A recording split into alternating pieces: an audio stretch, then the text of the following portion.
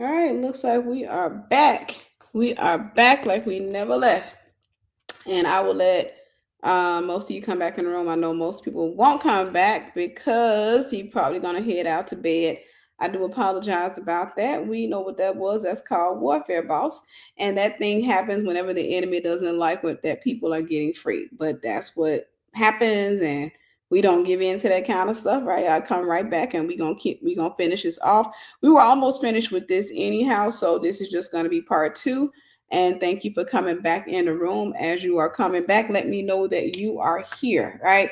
The more you comment, let me know that you're here. It makes it a lot easier for other people to see it coming up algorithm wise. So be sure to comment. Let me know you're back. Welcome, welcome, welcome. We were almost done, and I wanted to go ahead and finish this up.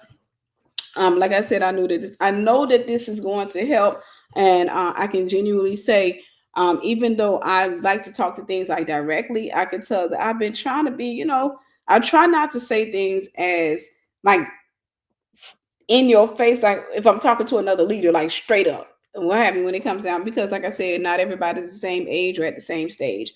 Some people can take something you say that could be a light load to somebody and it could crush them. So I want to make sure that I'm careful. But we know what that was about. We know that that was warfare. The enemy did not like, because the enemy want us to have these gender wars. The enemy want us to sit up here and think that the enemy is these men, or for the men, these women. I've heard men sit up there and talk about women of today, and I said, "No, brother, that's the floor you're on. That's what you like. You like women down there, right? You seen BBLs and all this other stuff. You like women of a certain mindset, and you're frustrated that you can't tame the women of that mindset.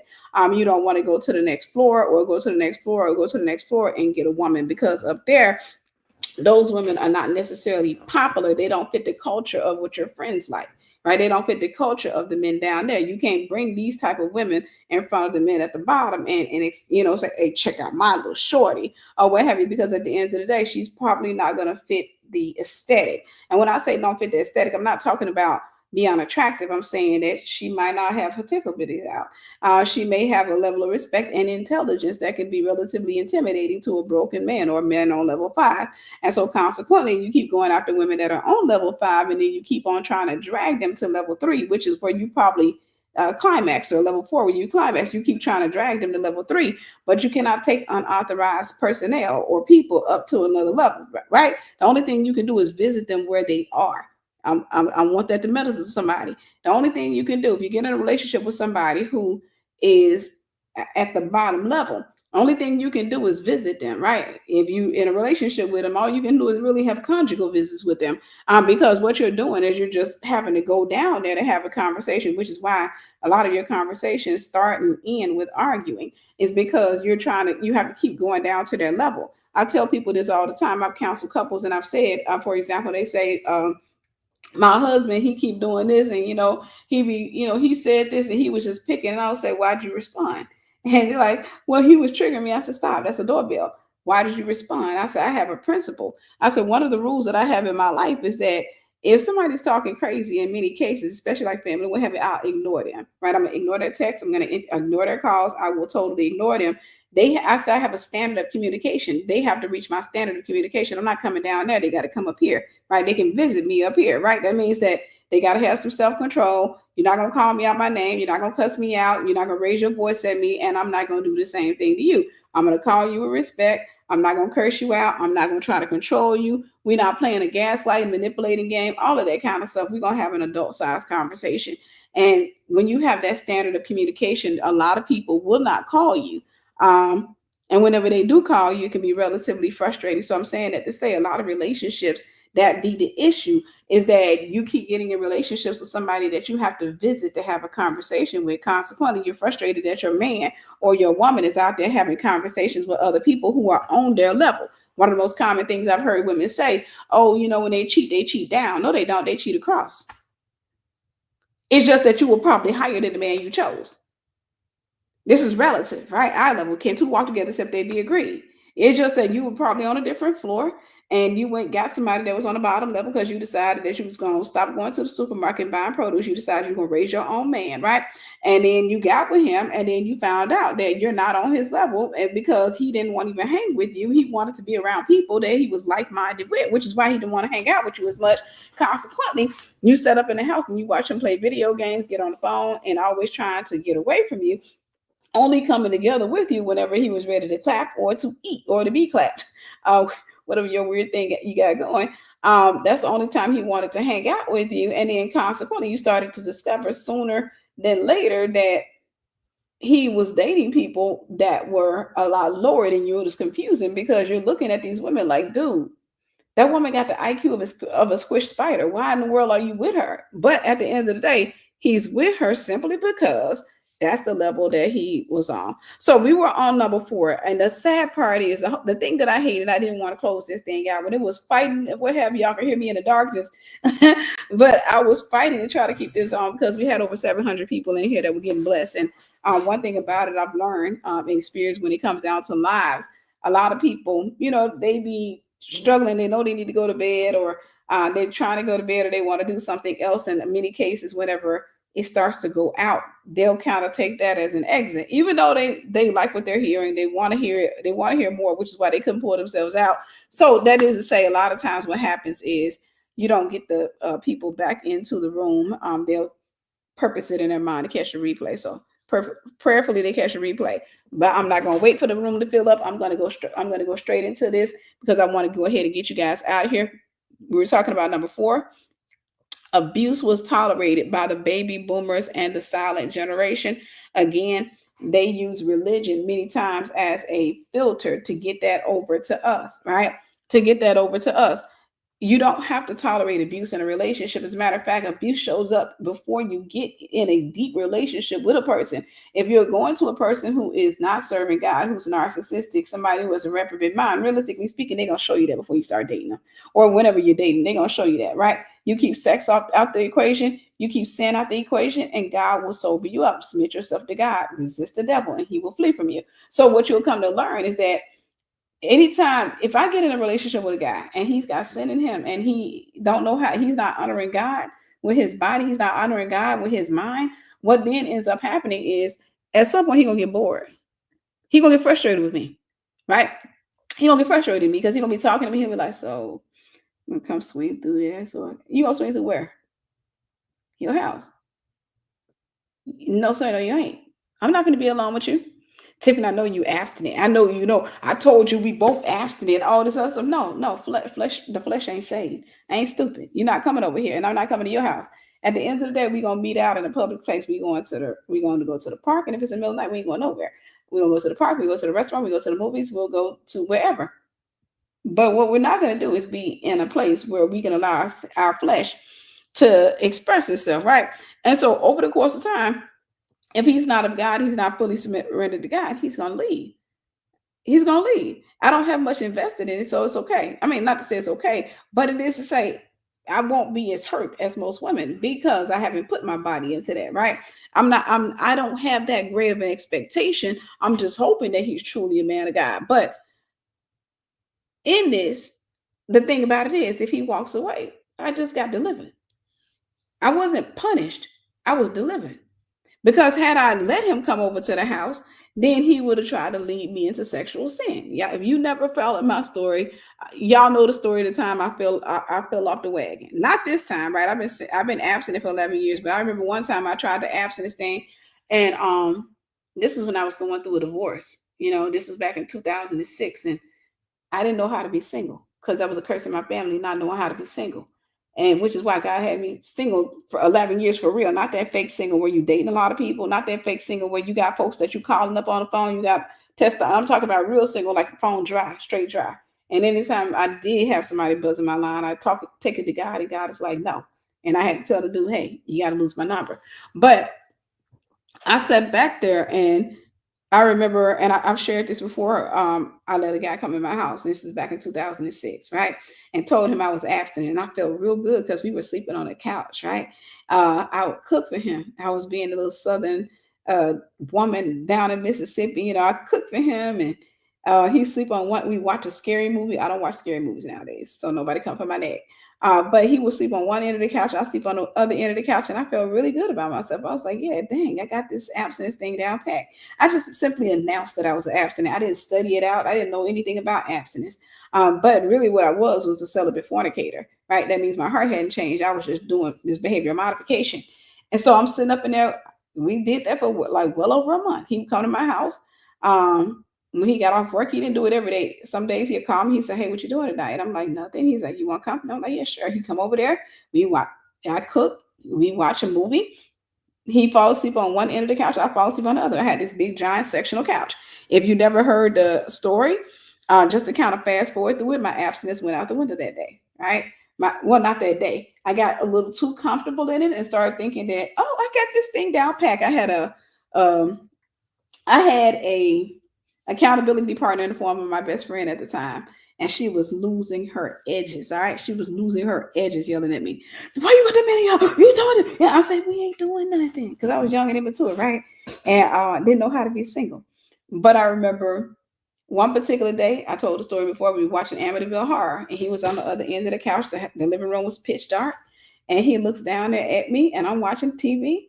And I hear him say, I got the cover and I'm doing this right here. He said, I just want to protect you.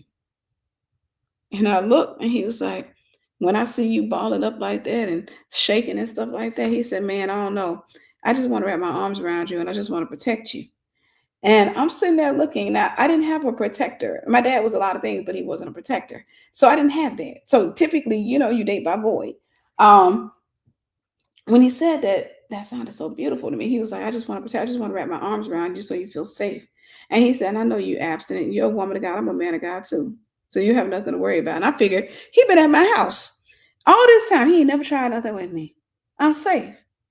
I was not, in fact, safe. So I got up, not knowing how to flesh acts, right? Because I was in my 20s.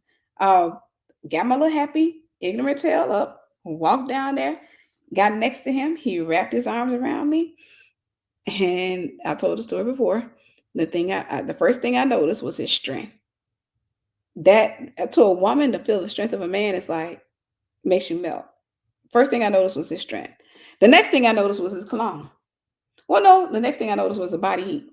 The body heat felt good. Now I'm at this time like 5 months outside of having sex, right? I had body heat. I'm like, I couldn't watch the movie no more. He watching the movie. I'm not watching. Then I smelled the cologne. I smell the cologne. So you got heat, you got strength, you got cologne. And it just literally felt like there was an orchestra in the room, like demons playing music, right? It just felt all romantic up in there. And the next thing you know, he did the worst thing. All right. Do me a favor, be sure to like and share Facebook. Let me know y'all in the room. I don't see that much engagement on Facebook. Let me know you're in the room. Next thing you know, I'm just sitting there and he gave me the forehead kiss. The infamous, destructive forehead kiss. And my abstinence went out the window. Because you know what? I wasn't fully surrendered. I didn't understand abstinence at the time. I thought it was just you keeping your legs closed. I didn't understand the principles. I didn't understand you need to get delivered from demonic principles. You need to understand what God means when he talks about presenting your body to him. You need to understand the depth, what fornication does. I ain't understand none of that. I just thought it was just about, just keeping your knees together, right? And doing all that other stuff. So consequently, I gotta get married. Consequently, I failed. And then I fell again with him. And then everything he kept coming over my house, and I was like, no, you can't. He was like, don't worry, baby, I understand we made a mistake. We're human beings. Don't feel bad, don't feel guilty. We won't do that again. Then I let him in my house, then we do it again. I had to break up with him to stop. That's how I broke it off with him because it just wouldn't stop. And I kept saying, we can't. And it just hit me. You're going to have to dump that ragged back because this child, this boy ain't trying to stop. He's not trying to stop. He keep manipulating me. He ain't trying to stop. I remember, and I'm going to get back into this. I remember one day I looked out the door. He came to he would do this. I had this little glass pane on my door. I looked out the window and he was knocking on the door and he was like, let me in. And I had let him in before and we failed. So I was looking out the window and I was like, he was like, you're not going to open the door? I said, nope, go home. He was like, Tiffany, we ain't gonna do nothing. I said, nope. Nope. I'm in the door like, nope. And that's when he revealed himself. At the end, he revealed that was his intention to keep going, because he talked about chemistry, how you expect to have that type of chemistry and think you can stop all this other stuff. When he said that, I broke it off with him. All right, I broke it off with him. So abuse was tolerated by baby boomers and the silent generation. No, I think we were on number 5. Demons are real, but they don't make people bad. They make people worse. When y'all getting married? Oh no, that wasn't for me. I was going through a divorce. I mean, I was still married at the time. I was a baby in Christ, young, ignorant, all of that kind of stuff. And nah, that was not for me. I think he was just a rebound, and he was just me moving in a curse, But demons are real, but they don't make people bad. They make them worse. So that whenever you come to me or you come to anybody in ministry and you want us to pray for the person because you thinking that they got some type of witchcraft on them, a curse without a cause, or a curse cause they can't come. You're bringing them or what have you. You're trying to magically fix a person that has to go to God, right? They need to go to God. They have to say to God to themselves, I want this. You can't want somebody's deliverance more than they want it. Hear me when I say this. You can pray for somebody to get free. You can pray, you can intercede, you can stand in the gap for them, and they can end up going to hell because God does not rob them of their will. Now, God will give them encounters. God will draw their heart. He will do a lot for them when you're praying for them, right? But it does not guarantee that the person is going to surrender themselves over to God. So I don't want you to be in a relationship delusional thinking that I'm going to fast and pray for the rest of my life and he's going to finally give it up. Now, there's a lot of cases they do get saved, all right? I'm from the South. A lot of cases where you do intercede for let's say a narcissistic man or a narcissistic female. Let's just say a narcissistic man, right? Our grandma's interceded for granddaddy. He died. He got saved on his deathbed. Grandma didn't get a chance to enjoy it, but he got saved on his deathbed. Right before he gave up the ghost, he sat up there and he looked over at grandma with them cataracts in his eyes, turned his head in slow motion and said, I'm sorry for everything I ever put you through. Jesus is real. And that's what grandma got. That's why she pinched him before he died. Let me just talk with you. All right. I do it every once in a while.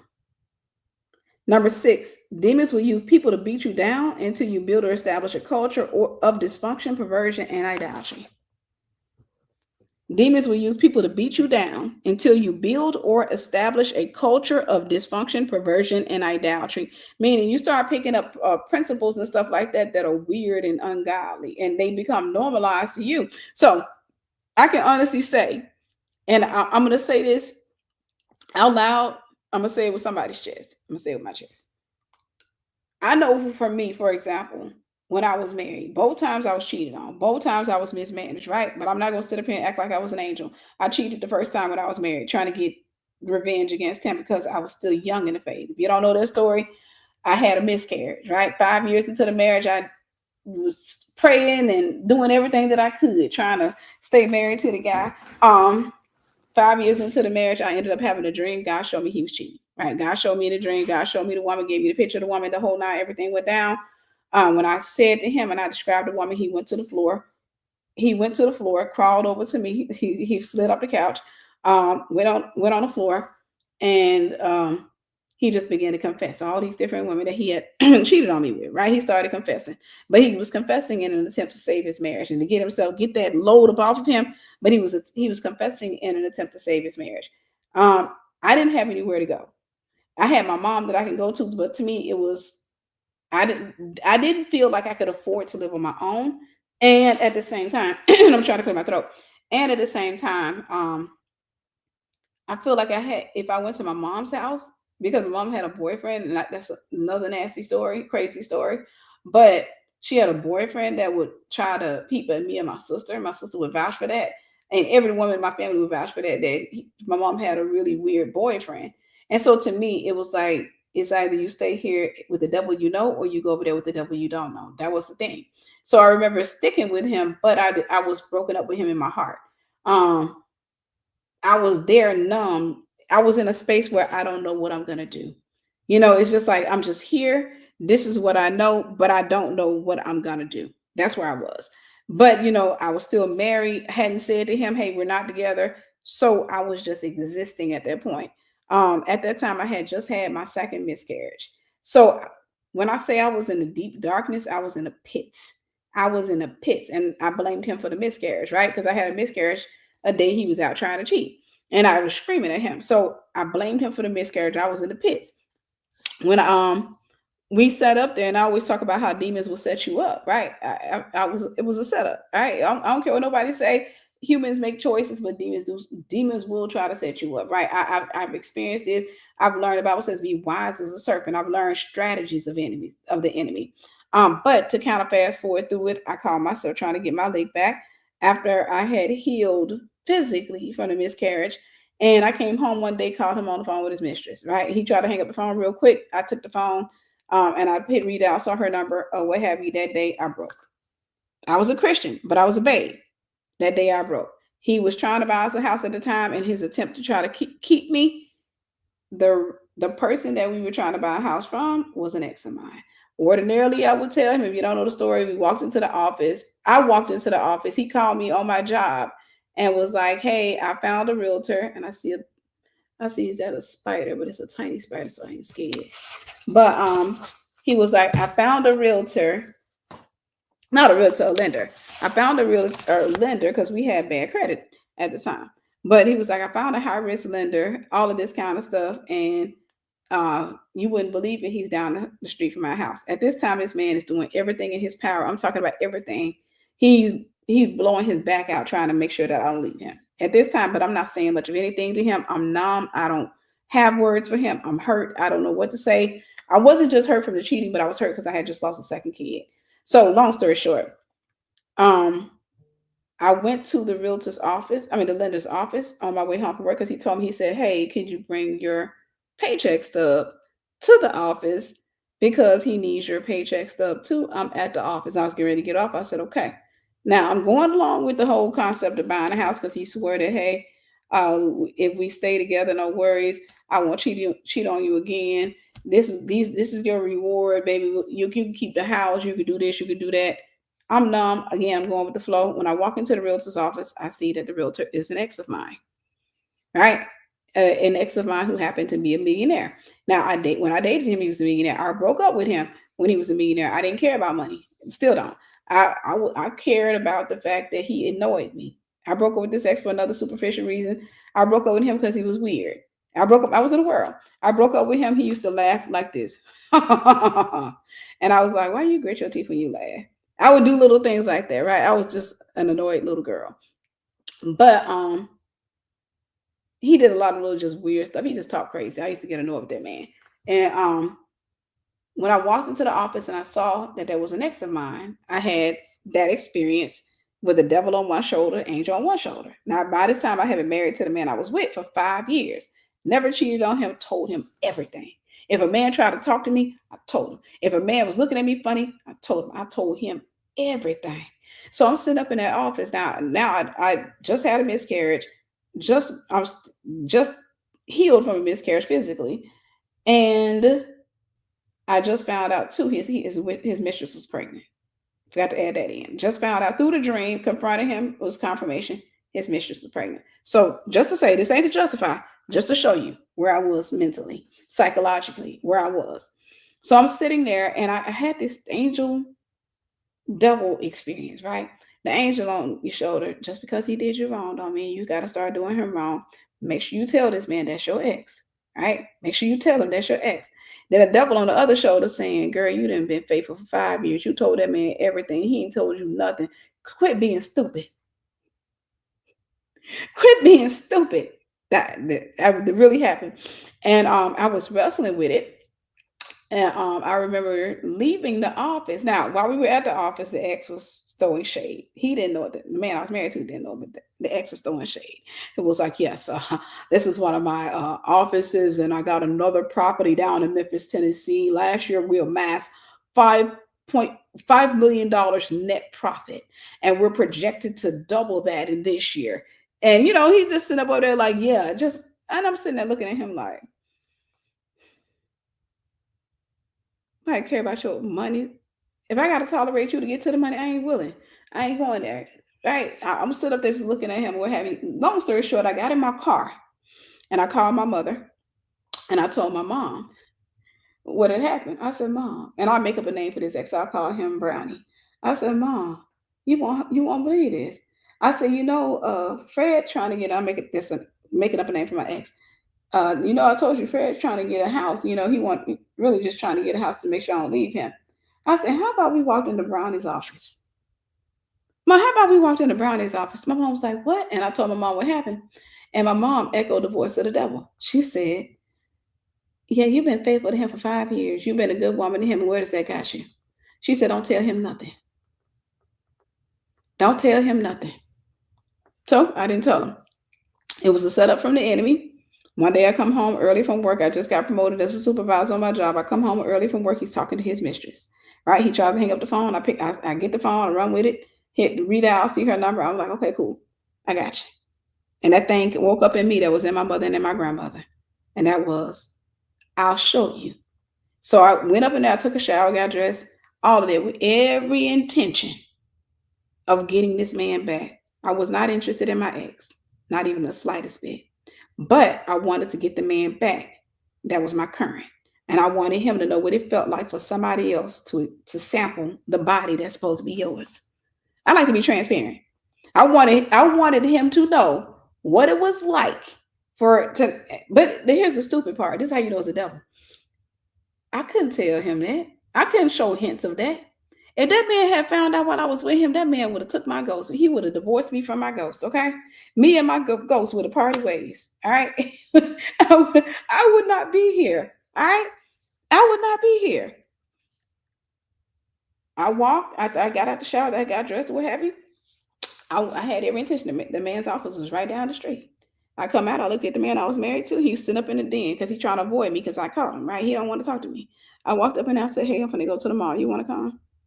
I knew he was going to say no. He said, nah, that's okay. Because I knew he didn't want to be in the car with me. Plus, he probably wanted to call his mistress back. I got in my car. I drove down the street. True story. Walked into my ex's office. We're calling him what? Brownie. Walked into Brownie's office. He was on his phone talking to somebody. I went, just mounted him. He's like, hey, Tom, I'll call you back. I'll call you back. I was a mess.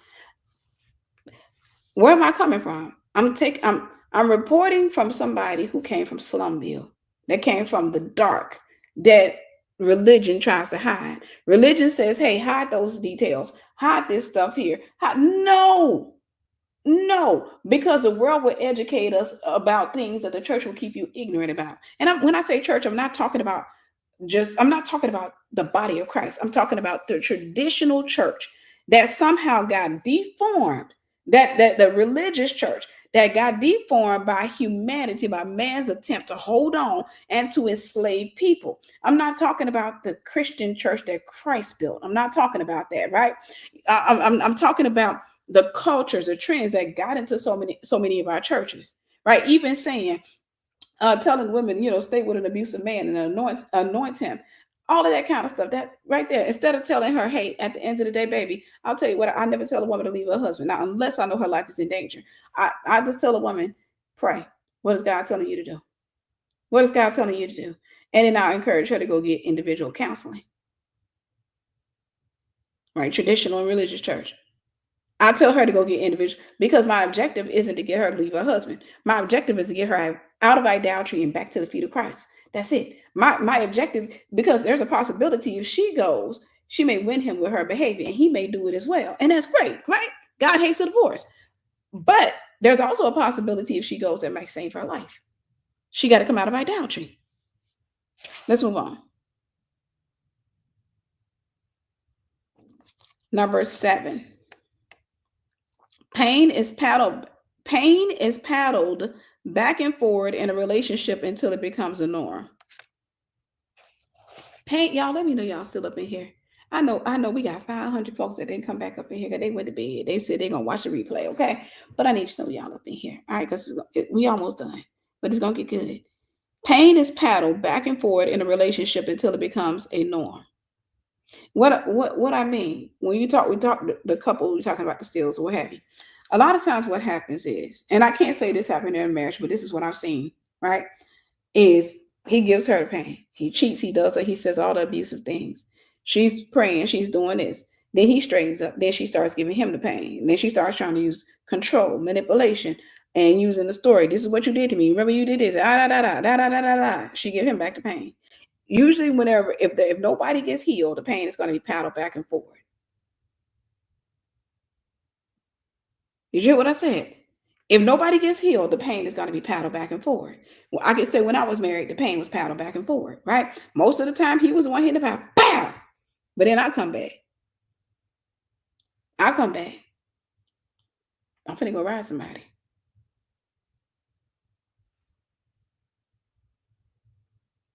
I know in the church we don't want to hear that people actually think like that, but they do. I came from that. I came from dysfunction. I came from brokenness. I came from nasty, broken, rejected. Pain is paddled back and forth. It's bloop, bloop. That's how you can tell when one person hasn't healed, because they're still hurting the other person. Sometimes covertly, they do it slyly, or sometimes overtly, outwardly. Some of you are in relationships right now. The ball is in your court. It ain't the ball, it's the paddle. Or it is a ball. The pain is paddled back and forth. You're just gonna keep paddling it. You're gonna keep paddling it. I see a man, for example, they got a wife that cheated on him, that dogged him, what have you, and they try to stick it out and what have you. And then she finally gets to the point where she's repentant. And she finally gets to the point where she, is trying to do right by him, and then he dogs her. You know what I realize in that? It's not just the system, it's a system in a relationship. And the system is going to keep working until they break it. And at the same time, the demon just going to go, because demons are not omnipresent. The demon going to go over there and get in her. Then he's going to go over there and get in him. Then he's going to go over there and get in her. Then he's going to go over there and get in him. I imagine them saying to each other, watch this. I'll cast demons out of people. And they said, please don't cast me out. I'm not finished yet. They are intentional.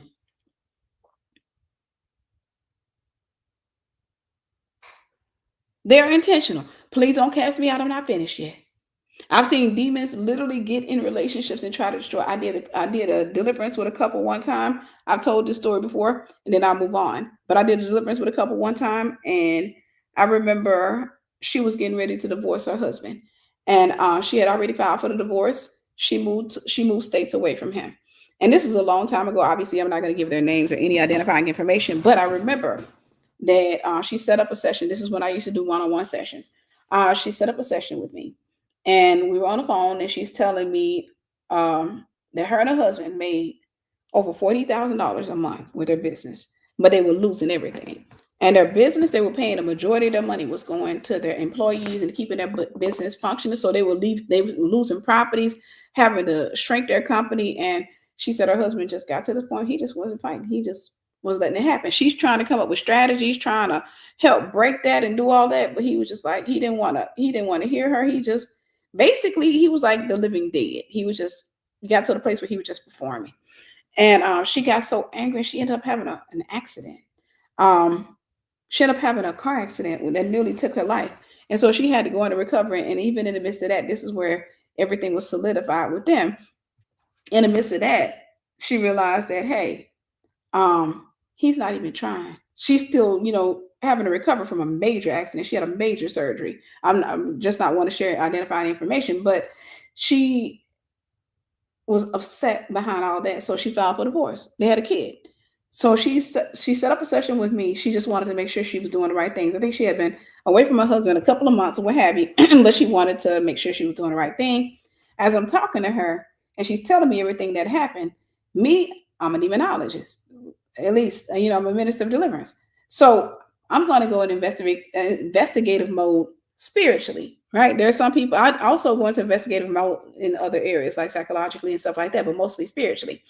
So for me, I'm just sitting up there listening and I'm just like, money all of a sudden starting to go downhill. Accident. I think she mentioned something about sex. Sounds like a spirit husband to me, a spirit spouse. And I said, it sounds to me like you have a spirit spouse. I don't do individual deliverance. I do have a mass deliverance. I do have a mass deliverance that you can sign up for. But it sounds like a spirit spouse. And I'm also going to be teaching people how to cast out demons. For those of you who haven't registered, we got 161 registrants. Sister Danielle posted this. This is the link for those of you going to learn how to cast out demons, including learn how to cast them out of yourself. Be sure to register. All right. What was I talking about?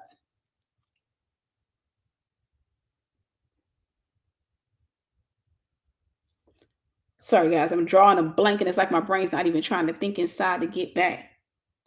What was I talking about?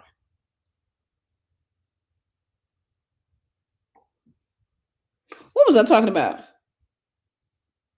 The spirit spouse. Thank you. Thank you. Thank you.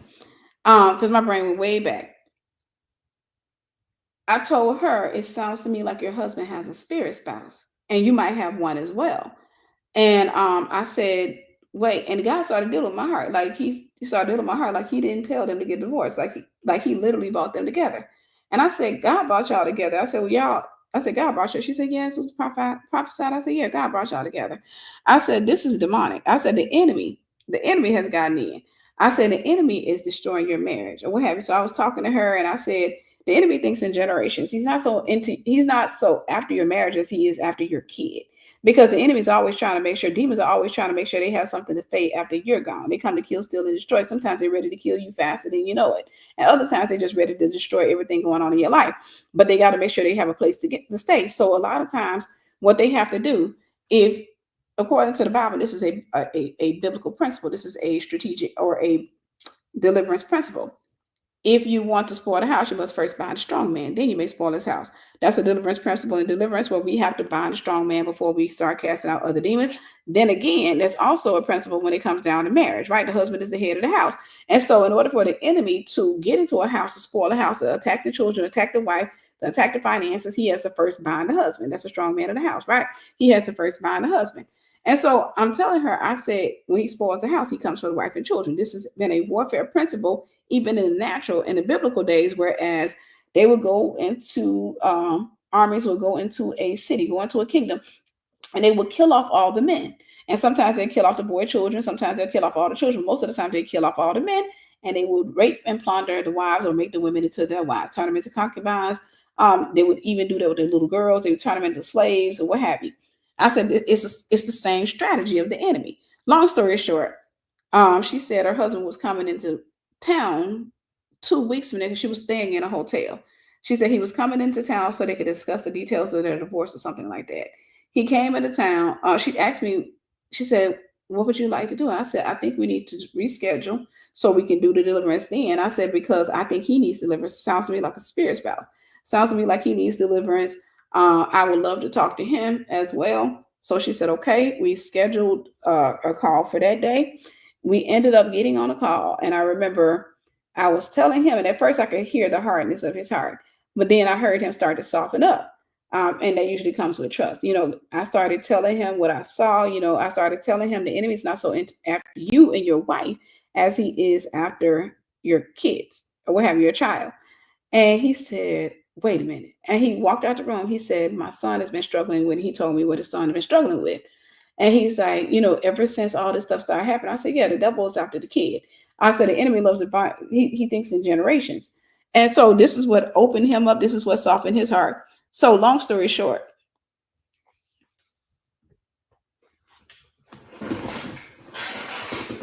I'll address that 88 nights in a minute. But long story short, I told him, God's not calling y'all to divorce. God doesn't want y'all to divorce. I said, the enemy, this is the enemy attacking. He's been attacking your finances. He's been attacking everything. So I asked him if I could pray for them. I took them through deliverance. While I was taking them through deliverance, I don't remember who manifested first. I always say wife. And I could hear her husband behind her saying, it's okay, baby. I hear her, the demon coming out, manifesting. And I hear him saying, it's okay, baby. I got you. I'm here. I got you. Then I started hearing him. I started hearing the demon manifesting through him. And I heard her. She said, I'm here, baby. I got you. I'm here. I'm here. So the demon it was a back and forward motion. Like I could hear her supporting him. And then, while he's manifesting, then I would hear him supporting her while she was manifesting. They both got free. They both got free that night. And when they got free, I gave the instructions of the Lord. And I said, y'all need to go out. Y'all need to go on a date. Y'all need to hang out, right? Make the best of it. And y'all need to consummate. I remember he said, can I speak to you? He said, real quick. After the deliverance, he said, because men and women don't think the same. They don't reason the same, right? A lot of times men can reason from a place of logic and then also from a place of ego. So he said, well, I'm about to, he said, I'm going back to the state that they live in. He said, I'm thinking maybe I should leave her here until I get everything together financially and all that. And then I'll send for her. I said, no, sir, take your wife home. I said, no, sir, take your wife home. She can, y'all gonna struggle together. I said, y'all pull yourself out of this rut together. But I said, take your wife home. I said, don't give the enemy that type of place. Take your wife home. So you're struggling financially, whatever you're struggling with, y'all struggle together. It's for happiness and it's for good or for bad, happy or sad, happy or mad. I should have been a rapper. All right, pain is paddled back and forward. Number 8, men are still adjusting to being abandoned. This is a new concept for many of them. Men are still adjusting to be. So remember we talked about principles. Principles are passed down. One of the principles that was passed down is male promiscuity being a norm. And so because that was passed down, it's still considered a norm today. It's considered something to be expected.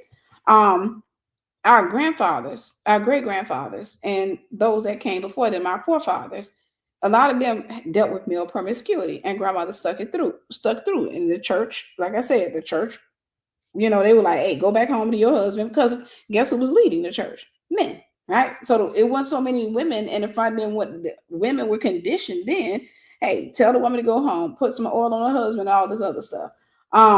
They were conditioned and preconditioned to think that way. So where was I? A lot of the women could not afford to leave their husbands. Come on to the mentorship program. A lot of the women were conditioned to not to leave their husbands. And it wasn't even conditioning. They would have left. Okay. To the men that say, I wish that we had the women of old. No, you don't. Because I'm going to tell you a truth that you don't know. I'm going to give you a truth from the South that a lot of you don't know. A lot of those men didn't go out by old age. You think they gave up the ghost by old age? They didn't give up the ghost by old age. They gave up the ghost by poisoning or witchcraft. Sorry. Was it bad? Yes, but I'm saying a lot of them didn't die from old age.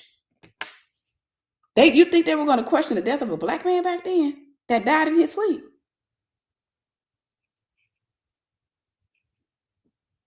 Y'all getting quiet on me. I know y'all trying to go to sleep. I'm trying to finish. Y'all just gotta. No, you think they were dysfunctional.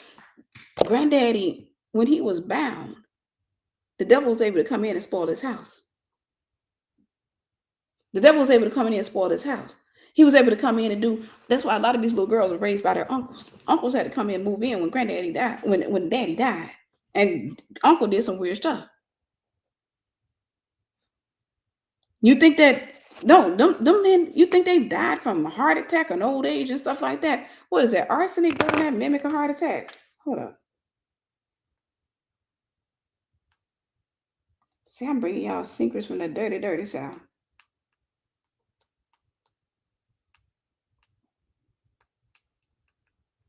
And they didn't have the technology that we have today.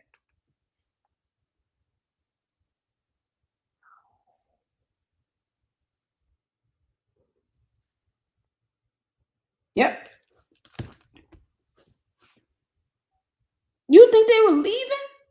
Go on TikTok, find some of the old women. No. You think they were leaving? You think granddaddy was just dying from old age? Yeah, sin ate them up, but a lot of them wasn't leaving from that. Grandma got bitter. And sin got granddaddy to the place where he was incapacitated. And grandma didn't want to have to take care of him. Like poison for the insurance money. She didn't want to get to the place where she had to take care of him, because by that time she was so bitter. Why do I got to take care of you when you did me like a dog? Why I got to take care of you? Where these women that you were cheating with, where they at?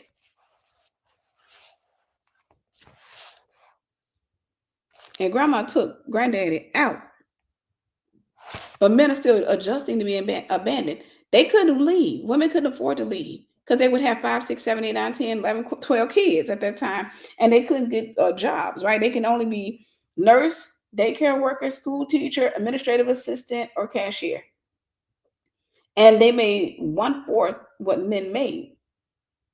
Women were oppressed at that time. They couldn't afford to leave. Women got to this day and age and they went to college and they can afford to leave.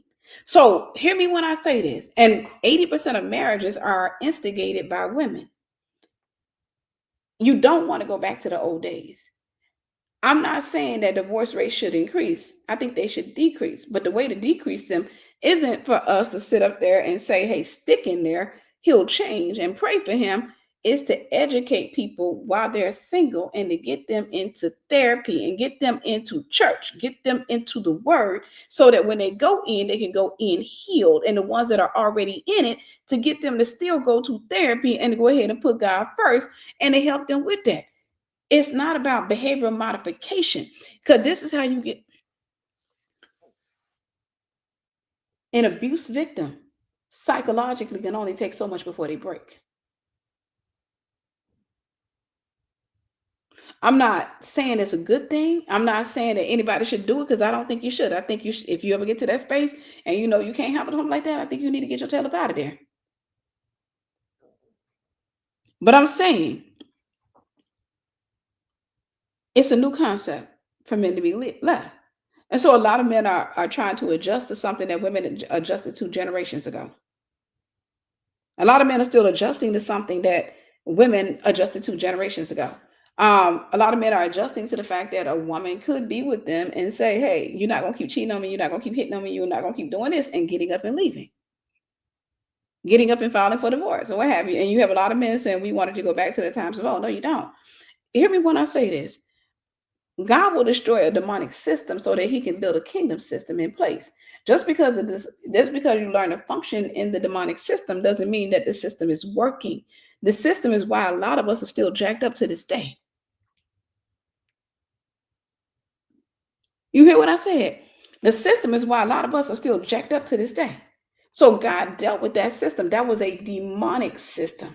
That was a system that allowed the oppression of women. That was a system that allowed men to be broken and not get close to God. God is not just calling his daughters back, he's calling his sons back. He's calling his sons back to him. So, yes, he allowed that system to be destroyed because it was not on his territory. Nobody can destroy what's on the territory of God. He allowed that system to be destroyed. Now, there's a system of, I mean, there's still parts and remnants of the system, still residue of the system, and still women who live in that and men who live in that. And I think that even when it came down to that interview, that's what we heard, remnants of that system. And when you hear the remnants of that system, you have people that are having right deliverance. Say, oh no, we don't want that. That's disgusting. Let's not normalize that. Right? Let's not normalize that. But at the end of the day, that is an ungodly system. It's an ungodly system. A healed system. Now, they got together. Just to say, because I do want to go back into this and say, just they got together, they weren't saved. She said she was Catholic. He wasn't saved. He told her what it was. She got with him anyway. She was willing to tolerate all of that kind of stuff. They may be in a beautiful place in their marriage right now. They, like I said, they may have healed improperly, but my assessment is I don't think she fully healed. Right? I think he kind of hardened. If a man never knows, if you never communicate with him that, hey, this hurts me, then, or this bothers me, if you're too busy still trying to win and hold on to him, then yes, he's gonna keep doing it, and he's not gonna know that he's doing something wrong. It's no different than, can I go there? Because we're in the middle of the night. Can I go there? It's no different than I taught on sexology, right? I got a sexology course, and it's for Christians that are married. And there's nothing, no weird stuff up in there either. But I taught on this. I taught, when it came down to women, I said, you got to learn how to communicate, because I found that a lot of women that I had to counsel, back in the day, not so much as one-on-one counseling. Most of the counseling I used to do back then was just conversations I had with women, and that will say that they've never experienced a big O with a man, or they don't like their sex life, or they keep telling their husband no. And I say, well, I told him, I said, well, that comes from you not communicating. Do you not communicate? And women have a competitive culture where they typically fear abandonment. There's a spirit called the fear of abandonment and the fear of rejection. They fear abandonment and rejection so bad that they're afraid that if they tell their man that, hey, I don't like it when you're humping me that fast, or when you're acting like you're being electrocuted on top of me, I don't like it when you got beads of sweat falling in my eyes, and you ain't doing much of anything but satisfying yourself. I don't like it when you're doing this, because they're afraid that if they say that to him, he gonna go cheat. Can we keep it real? They're afraid that if they say that to him, then he gonna go cheat on them. He gonna go find a woman that do like it. And so women have mislead their husbands. I just let him. It feel like he using the bath on me. I just let him do his business until he finish. Sorry, the stuff y'all don't talk about out loud, right? Is why the church is bound. Why a lot of people in the church, or the church that you got a lot of women who don't communicate.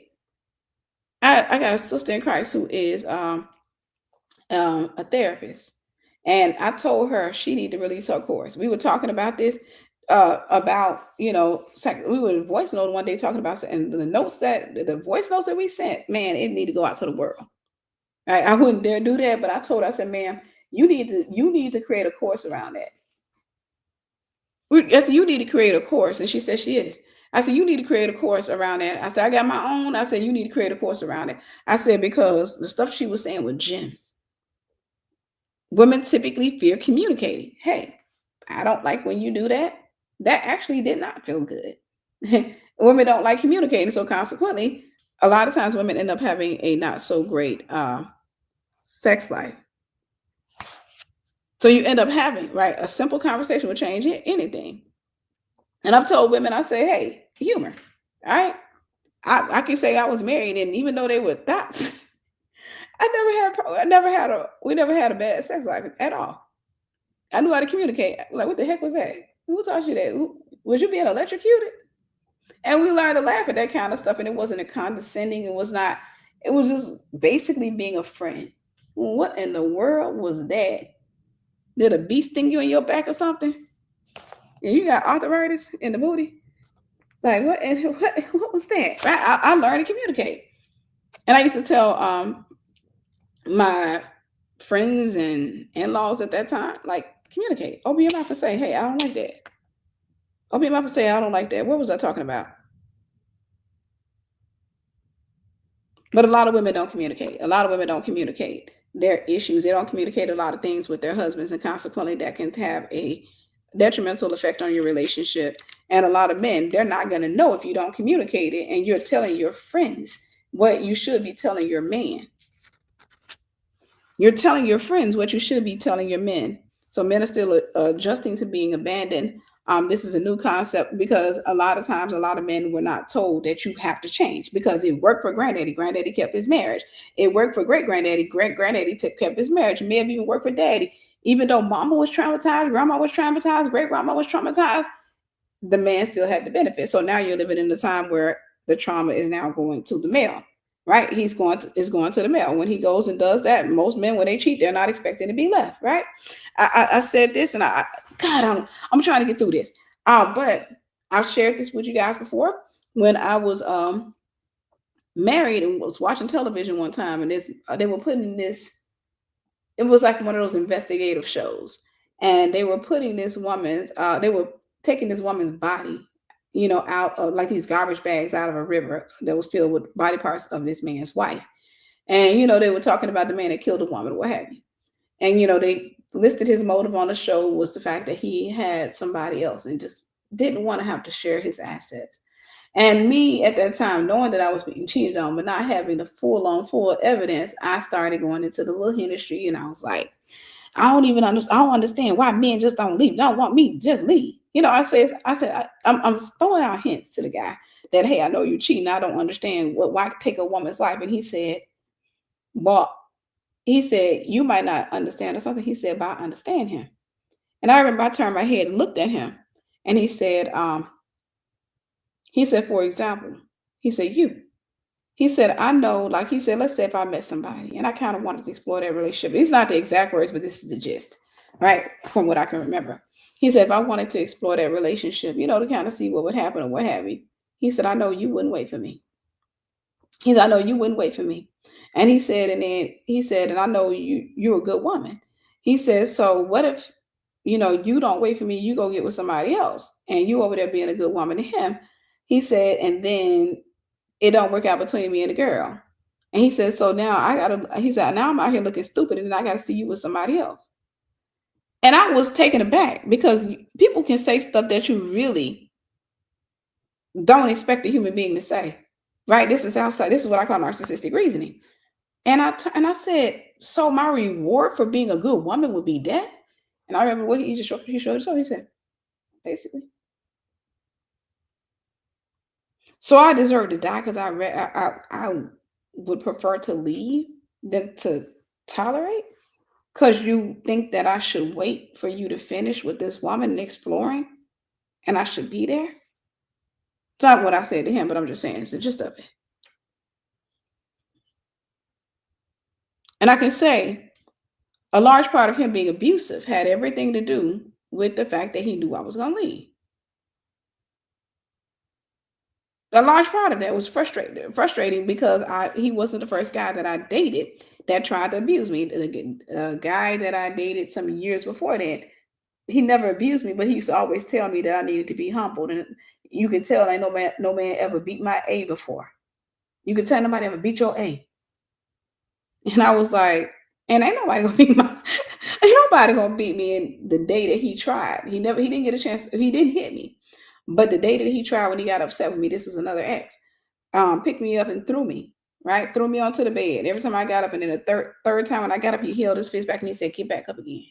When he did that, I sat there on that bed because he was 6 foot something, and I'm 5'0", and I was like, I ain't trying to go out like that. But long story short, when I manipulated him to get out of that house, right, I had to let him calm down, let him do all that, and I just pretended I wanted to go get my sister. I started crying and everything just to get out. Um, remember scum, right? I was a broken person. He was a broken person. But, and when I say scum, I don't want to be condescending. I take that back. I don't want to be condescending. I'm talking about scum mindset, not scum people. I'm talking about scum mindset. But I convinced him that I needed to go get my sister. And I ended up leaving. When I finally left, when I got home, I lived 45 minutes away from the man. When I got home, I broke it off with him. When he called me, I was like, dude, what you thought? I turned it to a G again. I was like, what you thought? Bro, no, it's over. Don't call me no more. Don't do this. And if you don't know the story, and I'm not going to tell the story, that is the ex that attempted to kidnap me. That is the ex that came to my house and attempted to kidnap me, right? I ended up running on foot from a truck. What have you? All right. I ended up running on foot from him in a truck, or what have you. But I wasn't the woman, right? Just like her principle was, okay, she'll stick through it and go through it, and she'll endure it. She'll take all the trauma and the scars and all of that stuff in order to hold on to what was her idol. Me, on the other hand, I was the woman that said, not me. Not me. I'm not taking it. I'm not trying to take that. I found myself taking it when I got married. But even in the midst of that, I knew I was going to leave. And in the midst of that, he knew I was going to leave, which is why, again, I believe was one of the reasons why he got trunk. I don't even remember why I said trunk, but why he got to be. Let me move on. Number 9.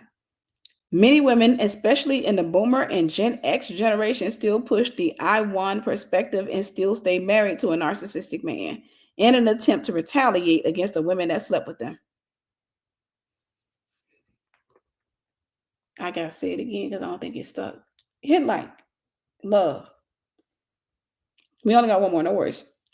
Many women, because I'm hungry now, many women, especially in the boomer and Gen X generation, my generation, still push the I won perspective and will stay married to a narcissistic man in an attempt to retaliate against the women that slept with him. In other words, and I've seen this, you likely seen it. A woman that will hold on to a man just to win against the other woman. She'll develop a feud with the other woman because they playing tug of war with the same man. And she'll hold on to him and won't dump him, won't get rid of him because she know that there are women out there that are waiting for her to get rid of him. Thank you. She knows that there are women. She knows that there are exes and women that he's messed with. And so there are some women that will stick with a man, right? They will stick with a man all the way till the man gives up his ghost. They'll stick with him just because they want to win. There are females out there that will, I talked about in part 1, there are women out there that will stick with a man, for example. A mistress will continue to go after him not because she want him, but because she got off with the wife. She got off with the wife. So she want to prove her point to the wife. She want to prove to the wife, I'm the bigger woman, I'm the better woman. Right. And a lot of men get caught up in these little things and they think that that means that, both of them love me, both of them want me. And I've said this to brothers in Christ. I said, bro, I've said this to relatives of mine, right? They don't want you. Neither one of them do. They just want to win. They just want to win. That's it. But you can't win a loser. Once the one that wins you, she will hold on to you. She will stick with you all the while despising you because she don't want to let you go because she know the other woman is still out there waiting.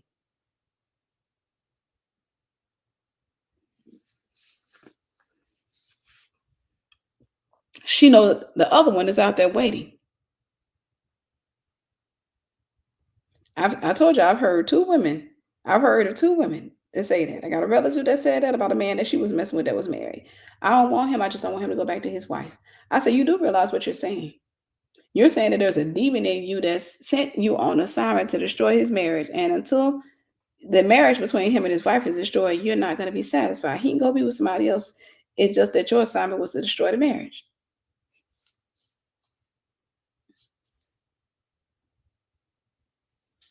So I did this. I didn't want to see him with anyone, so I hurt myself. Right. A lot of women do that. And that's the thing I wanted to give language to. A lot of stuff that we kind of keep silent, things that we don't necessarily say out loud. I think we got a culture of don't say that out loud, just kind of get in the background and talk about that kind of stuff. No, this stuff need to be said out loud. Many women, especially in the boomer and Gen X generation, still push the I won perspective and still stay married to a narcissistic man in an attempt to retaliate against the women that slept with them. Yep. Be sitting up there trying to win. Be like, she ain't gonna get her. She ain't gonna get her. Number 10, last one. And then I want to answer. I thought somebody posted something above. All right. And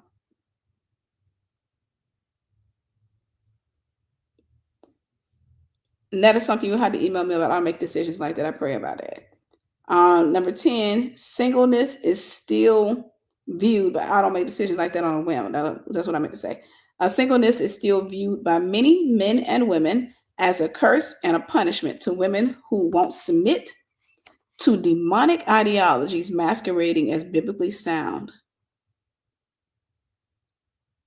I'm going to say that again. Because she said something that was really reckless. And I think this is what I can say this. I think the interview would have went well with them telling their story. I think, honestly, my perspective of it is this. I think the interview took a harsh turn because, one, you could hear the fact that she wasn't healed. And unhealed people speak to unhealed people. The stuff that she was saying, and I could tell because even in that she became defensive when a lady was kind of challenging her, she was defensive. And that's usually a sign of a wound, right? Instead of whenever you can receive the gauze, the revelation, but she became relatively defensive. But she said, whenever he asked her, Latarius asked her, I hope I say his name right, Latarius asked her,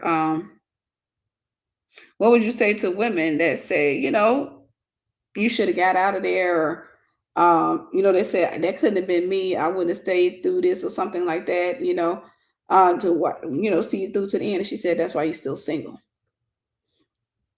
What that told me from that statement alone is that she's still in this mindset. I won. She was supposed, healing takes you out of that mindset. Now I don't have a book, but I don't have a book on that. But healing takes you out of that mindset. All right. Healing takes you out. It's not about winning. Because realistically speaking, broken women will all play tug of war with a man, right? With a broken man, right? And break him into pieces. They'll share him. But they'll keep, and the more fragile he is, the more women he's up with, the more fragile. And they'll just kind of break him into pieces. And just because you got the bigger pieces doesn't mean you won. But when she made that statement, I think that turned the interview upside down. And it turned it into women saying, okay, we see what type of woman that she became as a result of the pain, or she was before she came in. That I'm going to call it what it is. That was a narcissistic undertone. Um, don't want to say that about her because I don't know her. She's probably a lovely person, a beautiful person on the inside and outside or what have you. But I can hear the unhealed parts. Number one, number two, that right there is kind of mean girlish. Like that's why you're still single, and it pushes a narrative that's not only destructive. It's a narrative that we're trying to kill. That God is trying to kill, right? That God is trying to get rid of. Because at the end of the day, you don't want marriage to be the end all be all. You don't want marriage to be the ultimate goal. I told you, the goal, anytime something is the ultimate goal, it becomes the pinnacle. It becomes the peak or the top of a mountain. And sorry for using sexual innuendos on tonight, but realistically speaking, one of the reasons God will not allow you to acquire a goal or reach a goal that has been become an idol to you, that is the top of your pinnacle, is because it's very similar to sex. Once you reach your goal, your peak in sex, then you go limp, meaning you're not going to have energy to do anything else, right? You're not going to have a desire to do anything else because you've already arrived. And so God says, seek ye first the kingdom of God. And he didn't say he was going to arrive totally there. He says, seek ye first the kingdom of God. That means keep ascending. I want to make a culture and a habit. I want to make that a trend of yours, is to ascend the hill of the Lord. I want you to keep studying me. I want you to keep pursuing me. I want you to keep getting to know me. And then when you're doing that, the sin, the sins of your forefathers and all that stuff is going to peel off of you. It's going to melt off of you as you continue to go into the light. Well, the light is going to reveal what's in the darkness, and it's going to cause the darkness to scatter. And I'm going to heal you in the midst of it. And as you ascend, you're going to meet your spouse. As you ascend, because you're going to meet somebody else that's ascending. Don't go for the person that's descending because they got the potential to ascend. You need to go after the person, or allow yourself to be pursued by the person who is also ascending, right? When you start to ascend, I'm going to tell you from somebody who came from a family of generational idolatry, right? Not knowing how to be single. Me, that curse has been broken. I'm a curse breaker in my family, right? I'm going to tell you from somebody. I learned something that my mother never got a chance to learn. I learned something that my grandmother never got a chance to learn. I learned something that a lot of women and the men in my family still don't know. And that is, there is a peace that goes way beyond what you got in a relationship. There is a joy that goes way beyond what you got with having a man. There is a sense of self, like awareness that you get when you don't have the chatter of a broken man or a broken woman in your ear. When you silence the noise, you're not out here dating everybody, and you allow the voice of God to be the dominant voice in your life. You ain't got 1,000 friends on your phone that's distracting you from your reality, but you spend time with God. You spend time in God. You are in your purpose. The whole concept of singleness, you start to appreciate it all the more. I love it. Doesn't mean I don't want to get married. I look forward to getting married. However, it's not something that I'm chasing. It's not something that I'm like, Lord, please, where's this man of God? I don't know where he is. He just seems to be lost in the mail. Wherever he is, we just pray that he get himself together. But at the end of the day, I am supernaturally satisfied in God. I have the peace of God that surpasses all understanding. I dated God for 2 years, right? And I still date God, but I did it consistently for 2 years. God took me on a daddy-daughter date every Saturday for 2 years. This is why I encourage women to do the same, men too. But want a father-son date with the Lord. I did that for 2 years. I got dressed up. God told me, don't come out looking like I came from the slave era. He told me to not come out looking like Miss Seeley, to get dressed up and to come sit and just enjoy myself. I didn't go into a restaurant trying to get the attention of a male. I went into a restaurant with a notebook. Most cases, write down what the Lord said. I went into, whenever realization started kicking in, like I got the notes feature on my phone, I went in on my phone. I did that for 2 years. God told me, he said, every time you go out, because every weekend when I went out to eat, I would always go do my shopping, right? I do my grocery shopping and my supply shopping every week. And God said, I want you to buy at least one thing for yourself every time you go out. I don't care, something as small as a fingernail polish or big as whatever. He said, buy something for yourself. And I did that, right? I was going through a divorce when this first started happening. And every time, now God had already started showing me he'll supply all my needs while I was married. But when I was going through a divorce, literally, I can go out and God will tell me, get what you want. I can go spend $100. And the next thing you know, somebody will send me a cash out for the exact amount of money that I just spent. I spent $105. Somebody will send me a cash out for $105. I got a chance to see what it's like to walk with God, to get to know Jehovah Shalom, the God of peace, Jehovah Jireh, my provider. He started introducing me to all those parts. And I wished that my mother had met him like that, right? I wish my grandmother had met him like that. I wish my granddaddy had met him like that. I wish my daddy had met him like that. I wish my family would have got to know the God I got to know, not the God of religion, the God that wanted a relationship, that wants a relationship with us. I got to know, and I started to realize that singleness ain't a curse. Baby, it's a blessing. I have Amazon packages piling up on my doorstep. If you go into my thing, I ain't got no man yelling at me. So I'm not in a rush. Whenever God brings a man, we bless God. But right now, in the meantime, in between time, the only ones I got to hear is Milo barking at the Amazon, the UPS, the FedEx man, and the what is that? The mailman. The DoorDash and the Instacart, right? Milo's just sitting up there. He I ain't got no man saying, what you bought now? You always buying something. You don't need to buy nothing. Ain't got none of that. See, I jumped from my mama's house to a relationship that led to marriage, I came out of a dysfunctional house into a dysfunctional house, got out of that marriage, jumped into another dysfunctional marriage. Baby, I got loose. I learned something that most women never learn. I learned the beauty of God's presence. I learned the beauty of freedom. I got loose. Them cage doors open. I ran out of there like a lab rat, okay? I ran out. Phew. When them doors open, phew. Now, the second guy, he filed for divorce, right? We went through our divorce and we went through it amicably. We weren't enemies. He got saved on my couch.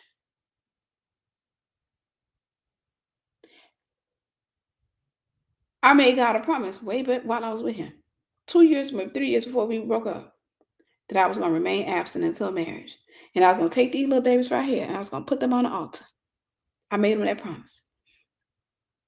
I have not been at my house saying, I haven't been speaking in King James and Shakespeare. Oh, Lord, why is my bones the flesh of my flesh? No, I've been enjoying my time with God because I'm being introduced to him. And guess what else I got introduced to? He wants stuff from Amazon too. He got a brand new toy. Listen, when I went to the store today, I bought him a toy. This dog I had to buy a big old playpen thing with his toys. He do be wanting stuff too. That dog is spoiled. That dog is spoiled. I had to give him love that I could have gave my kids. I still give love out there though, but that's my baby. I sat back there and I've gotten to know God. And I'm happy with him. And he introduced me to somebody other than him. He introduced me to Tiffany. You know what's crazy? This is the minister to somebody. I really want to help y'all. I met a girl that I didn't even know. I didn't know her because I was too busy in chatter with everybody says that I was. See, God, when he says, seek ye first the kingdom of God and his righteousness, and all these things will be added to you, I had to meet Tiffany. He introduced me to God, and he then introduced me to myself. And in introducing me to myself, I started learning a lot of things, like the term they use right now. Nobody come for me, but the term they use, like introvert.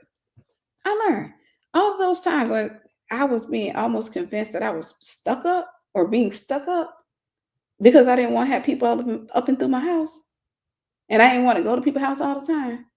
I learned that's called an introvert. That when I get around people, I literally do get drained.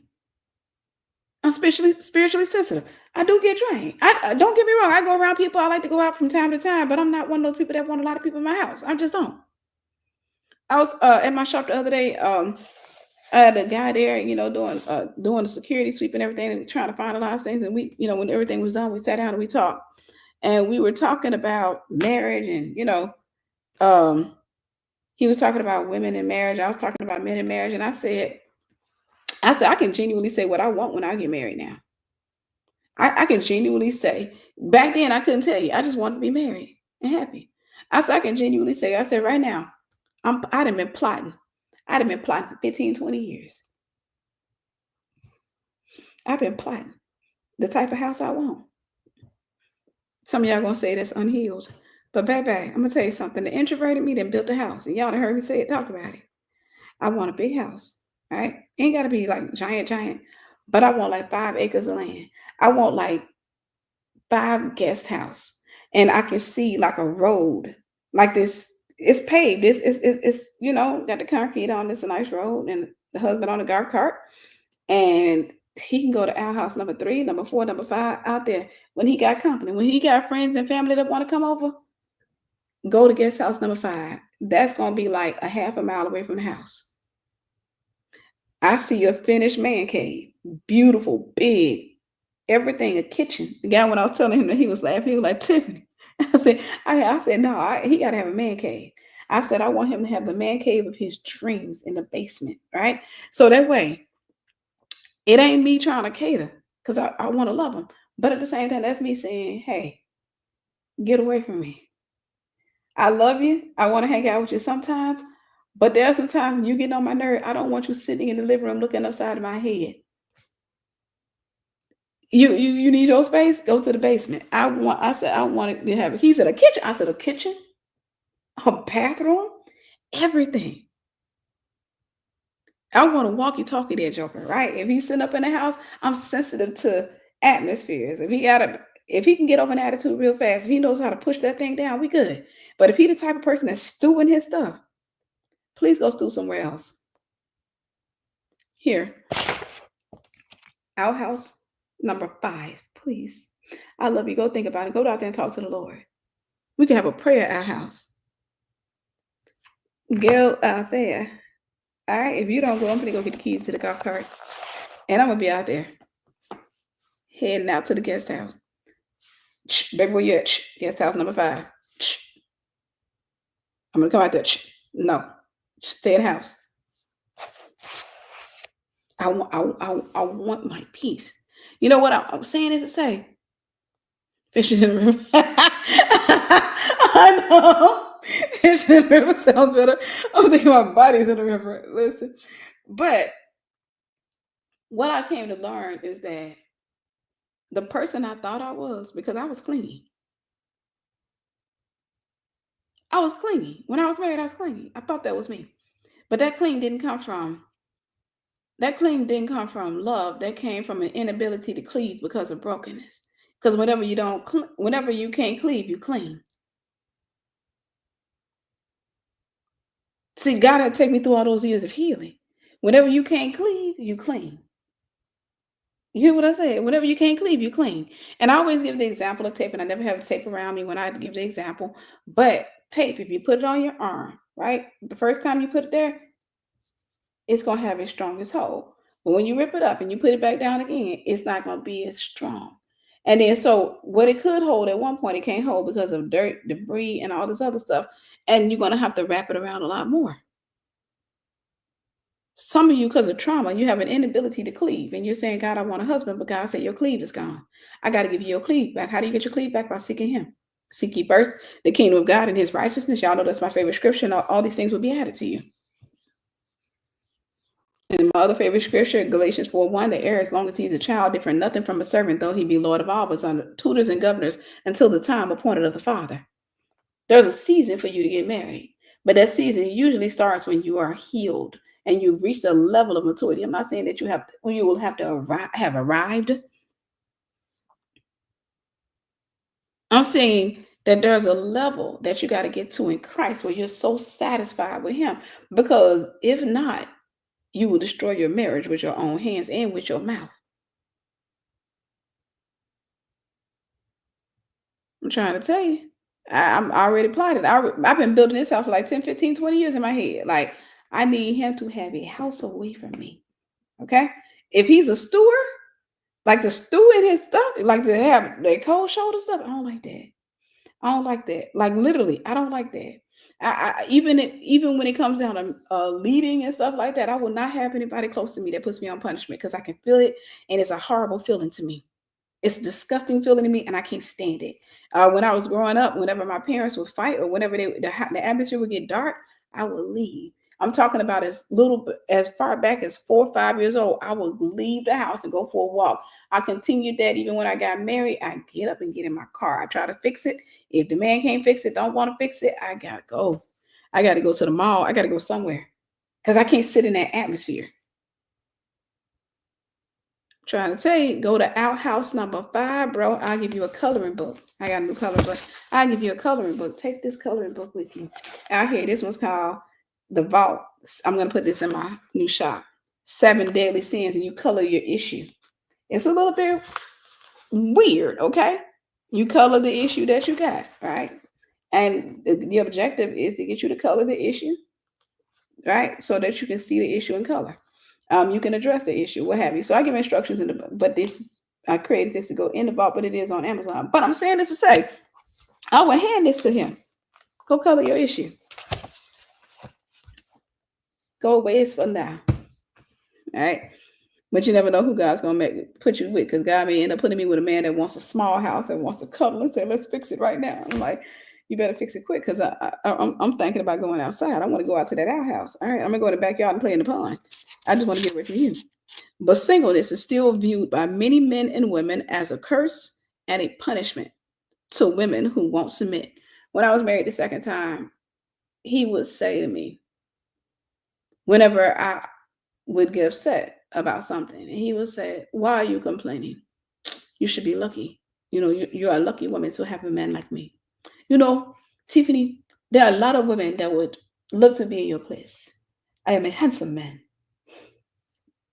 I am a handsome man. Not clapping in the coloring book, right? I am a handsome man. I am an educated man. There are a lot of women that should look to be with me, and you have me and you complain. I said, you should let them have you then. Not saying that I gave the best response, but I gave the response I knew. Like, how you going to tell me I'm lucky to have you? I'm a blessing to you. I'm a blessing to you. That narrative has been pushed for years to women, that your reward for being a good girl and allowing yourself to be cheated on and mistreated and mismanaged is that you have a man. Well, I'm a woman that is on the other side of that equation. It is not. All right. I would much rather be single and healed than be married and bitter. Now, I'm not saying that's the case with her, because I don't know what the status of her heart, but I can tell she's not healed. But I am grateful for where I am right now, because God supplies all of my needs through his riches and glory. Like, God has done some amazing things in my life, right? Beautiful things. And when I do get married, and let me get rid of this concept of the not wanting to do the work to get to the finished product. There's some work that belongs to God and not the wife. There's some work that belongs to God and not the husband. There are some things that is just not my job. There are things a wife is, when a wife comes into a man's life, he finds a good thing, not a woman. A wife. There's a difference between a wife and a woman. But when a man finds a wife, he finds a good thing and obtains favor of the Lord. Whenever a woman is a wife, God hides treasures in her called wisdom. And he put the man as the head, right? You submit to one another, but the man is the head of the house, and Christ is the head of man. I want you to hear me when I say this. I've said this before, but somebody's husband needs to hear this. And somebody's wife needs to hear this as well. God is so strategic that he takes wisdom. He'll make you into a position. He'll put you in this position of authority, right? He'll take wisdom and put it in a low place, so you have to submit yourself to get it.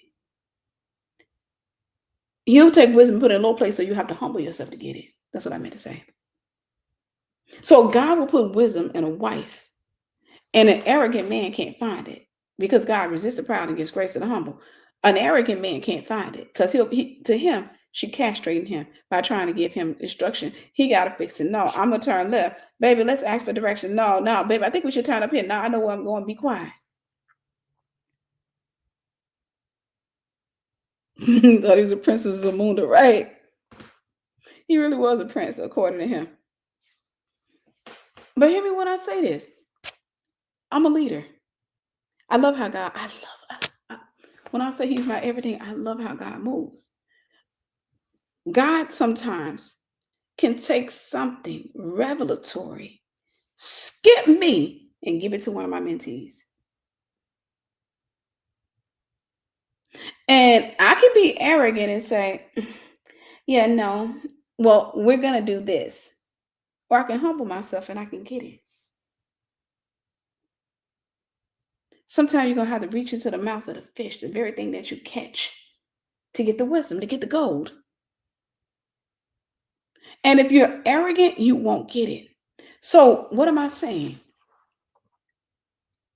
I can say when when we used to, I remember sitting at church with my mentees, right, some time ago. And I remember we would, not my mentees, but some of the ladies I was training for Deliverance, right? We'd be taking people through Deliverance at church and stuff like that. The folks would be on the floor, and I would be leading the charge in Deliverance. And then all of a sudden, I just go dry. I ain't hear nothing from God. Nothing. Just sitting there. I don't know. I'm about to just kind of reiterate what I've already been saying. But then God will he'd say, tell such and such to pray. And I look at that particular young lady and I say, hey, the Lord said you pray. And I say, hey, so what you got? That's usually what I say. I said, what you got? And they begin to pray. And they start casting it out. Then they get to a certain spot, and then God will say, tell such and such. I say, hey, what you got? Do it all double team because God loves unity, not division. So I didn't preach a divisive message. I preached a message of unity, but you got to unify with Christ to unify with those who are in Christ. And you got to get out of this mentality that singleness is a curse and a punishment. It's not. It's not. Singleness is an ability, an opportunity to get to know God on a greater depth so that you can get the love that you need to be married. You can get the grace that you need to be married. I admonish every woman and every man to be single for a while until God tells you. Unless God tells you, God brings your spouse. But to spend that time chasing God.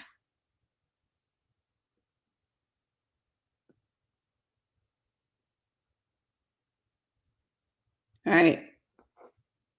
To spend that time chasing God, making God your number one, making God your everything, making God your world.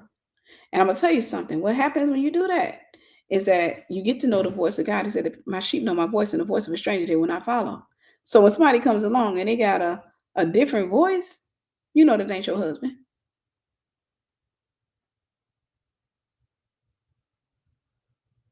Right? Paul said he prefers to be alone. You know that ain't your husband. There are some benefits that I get as a single woman that I didn't get as a married woman. Now, am I saying I don't look forward to being married? I look forward to being married. Because this version of me being married for the first time, they didn't get the real me, they got who I became. Right?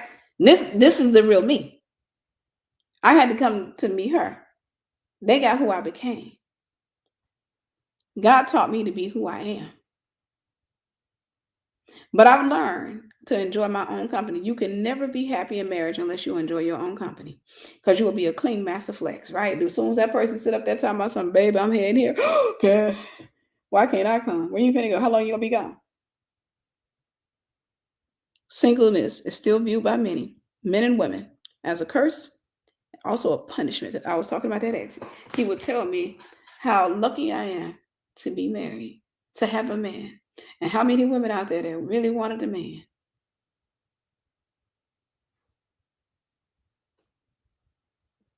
How many women out there that they would love to be in your place?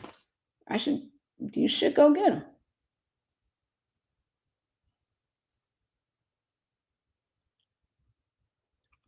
A lot of these ideologies were passed down from a broken system. How do you know they were passed down from a broken system? I'm going to say this. Oh, I'm going to say this. It's going to get steamy up in here. All right.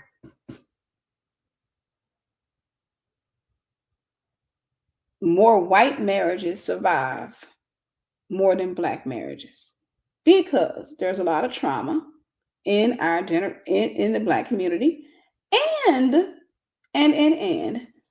there's still a lot of principles in the black community that keep us bound, that we allow celebrities and others to perpetuate. And when I say celebrities, I'm talking about your favorite musicians. I'm talking about your actors and stuff like that will post something on a screen and normalize that to you. What you keep taking in, you will accept because it becomes a norm to you. You don't think you have to live out. You can live outside of it. You don't think you can exist outside of it. You don't think you can survive outside of it. You don't think you can find happiness outside of it because this is that's being perpetuated on the television set. The actor is sitting up there cheating on his wife, and in the end, all of this stuff happened. No. Do I tell a woman to leave her man? Do I think a woman who's been cheated on by her husband should stick with her husband? Yep, if she wants to. Do I think she should leave her husband? If she wants to.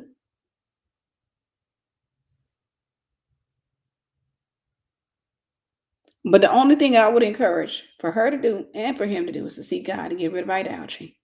All of this is summed up into one word, the big I. Idolatry. Idolatry. Idolatry will always lead you into mentalities that make you feel like singleness is a curse. It is not a curse. I'm the curse breaker in my family. And I'm enjoying singleness. And I'm gonna tell you this for somebody, because I know somebody gonna be over here like, well, that's why you single, baby. You know how many times I could be married. You know I be sitting up here telling folks all the time I don't date. I don't run out here dating because your uncle gonna propose. I even proposed to a lot in my life. All right, so I'm not a person that it's not a hard thing for me to get in a relationship and a guy propose because a man recognizes his wife when he come in contact with one. But I'm saying I came to love my peace with God. And I came to love peace.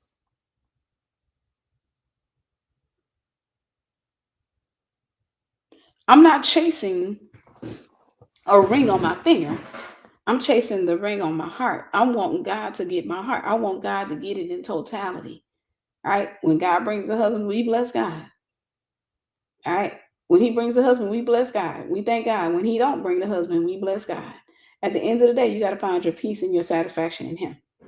So I am for marriage because my God is for marriage. I am for the survival of marriages because my God is for the survival of marriages. I am glad that their marriage survived. And she said she had the grace to stay in there. I'm glad that she stuck through. At the end of the day, I would only want her to heal. I'm not one of those people that say she should have left him. She should have left him. No, because it's almost like we're saying, hey, we need to teach the person a lesson. Hey, he found his person. He found his person. She found her person. That's what they believe. I know he made a comment too about she was not his preference. She was his purpose. I wanted to kind of fight that, but then at the same time, I've been in a humbling process where I had to come out of the idea of being with my preferred, because I always told y'all your type is nothing but an unclean spirit that you've grown accustomed to. But I think that saying that out loud, I think that could be humbling for her. But she's heard it 1,000 times. It doesn't make it right. And to the men, I want to say this to you. Sometimes you can be in a relationship with a woman that she kind of gets used to you saying abrasive things. And she tells herself it's not bad. And she'll allow you to say those things. And she won't say anything because she doesn't want to argue with you, and she'll just let it go. But when you get around other people and start saying those things, what's been normalized in your household can have a bad reaction outwardly. And so consequently, a lot of people can see her as a victim. And the next thing you know, you go under attack because people are seeing how you have talked with her. To the women, I will say, tell your husband when it hurts. Tell your husband when, because one thing, if a man, I'm gonna tell you this, and I know some people say, well, you might stay single if you say that. If a man tell me, Tiffany, I don't really like you like that. I ain't attracted to you, but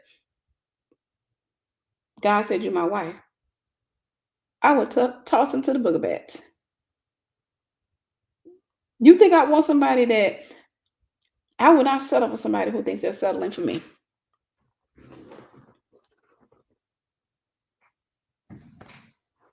I would not settle for somebody who thinks they're settling for me. And in that, I don't think he's saying he's settling. But he's saying at one point he felt like he was settling. And he made her feel as if. And I was trying to find a comment somebody had posted, and I said I was going to address. He had tried to make her feel as if she wasn't good enough. Usually when a man does that, he knows that you're better than him. And he'll try to make you feel like you're not good enough. That way you'll keep chasing him and he doesn't have to chase you. But one thing God has nailed to me is my confidence, right? He's nailed me my confidence. And one thing I learned is that I can't be with an insecure man, because anytime I've been with an insecure man, they'd be like, man, I gotta beat you down. I want to beat you down. But I have dated confident men who didn't feel like that. All right. Okay, I see it. I've dated confident men who didn't feel like that. That they'll take my little, they'll take and they just kind of laugh at me. You say, and I'm like, you heard me, and we laugh about it, right? It is not that big of a deal. But an insecure man be like, it hits his wound. It hits him in the. So I want to read this comment. Somebody said, then I'm going to get ready to let you guys go. But the Steele story is actually helping me to heal, not because of how the Steeles handle the story, but how people are empathizing with men who are emotionally abused by men in the pulpit like I was. But how people are empathizing with men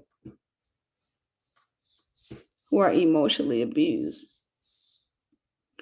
I guess I don't really understand that comment. I'm going to try to read it again, because it'd be one of those things where your brain thought it was going to go one direction, then it go another direction. Now my brain is like, what? The Steele story is actually helping me to heal, not because of how the Steeles handled the story, but how people are empathizing with men who are abused by men in the pulpit. Like, I guess you meant to say women who were abused by men in the pulpit. So from what I gather, he was not in the pulpit when he was abusing her. From what I gather, he was not in the pulpit when he was abusing her. He was unsaved, acting like an unsaved man. I've told y'all 1,000 times and 1,000,000 times and 45 times over, stop getting with demons and then getting mad at them when they start acting like demons.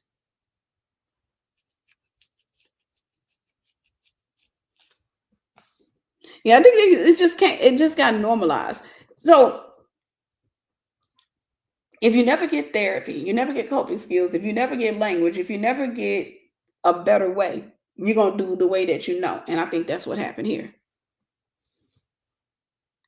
And I also think that she's still stuck there in that pain, because she's still thinking that I won. She's still in that I won place. And she's like, that's why y'all still single or what have you. And that right there, I think that right there just took the interview and turned it upside down. And then when I looked at the after interview, when they did another interview, she was still relatively abrasive, which tells me that she's not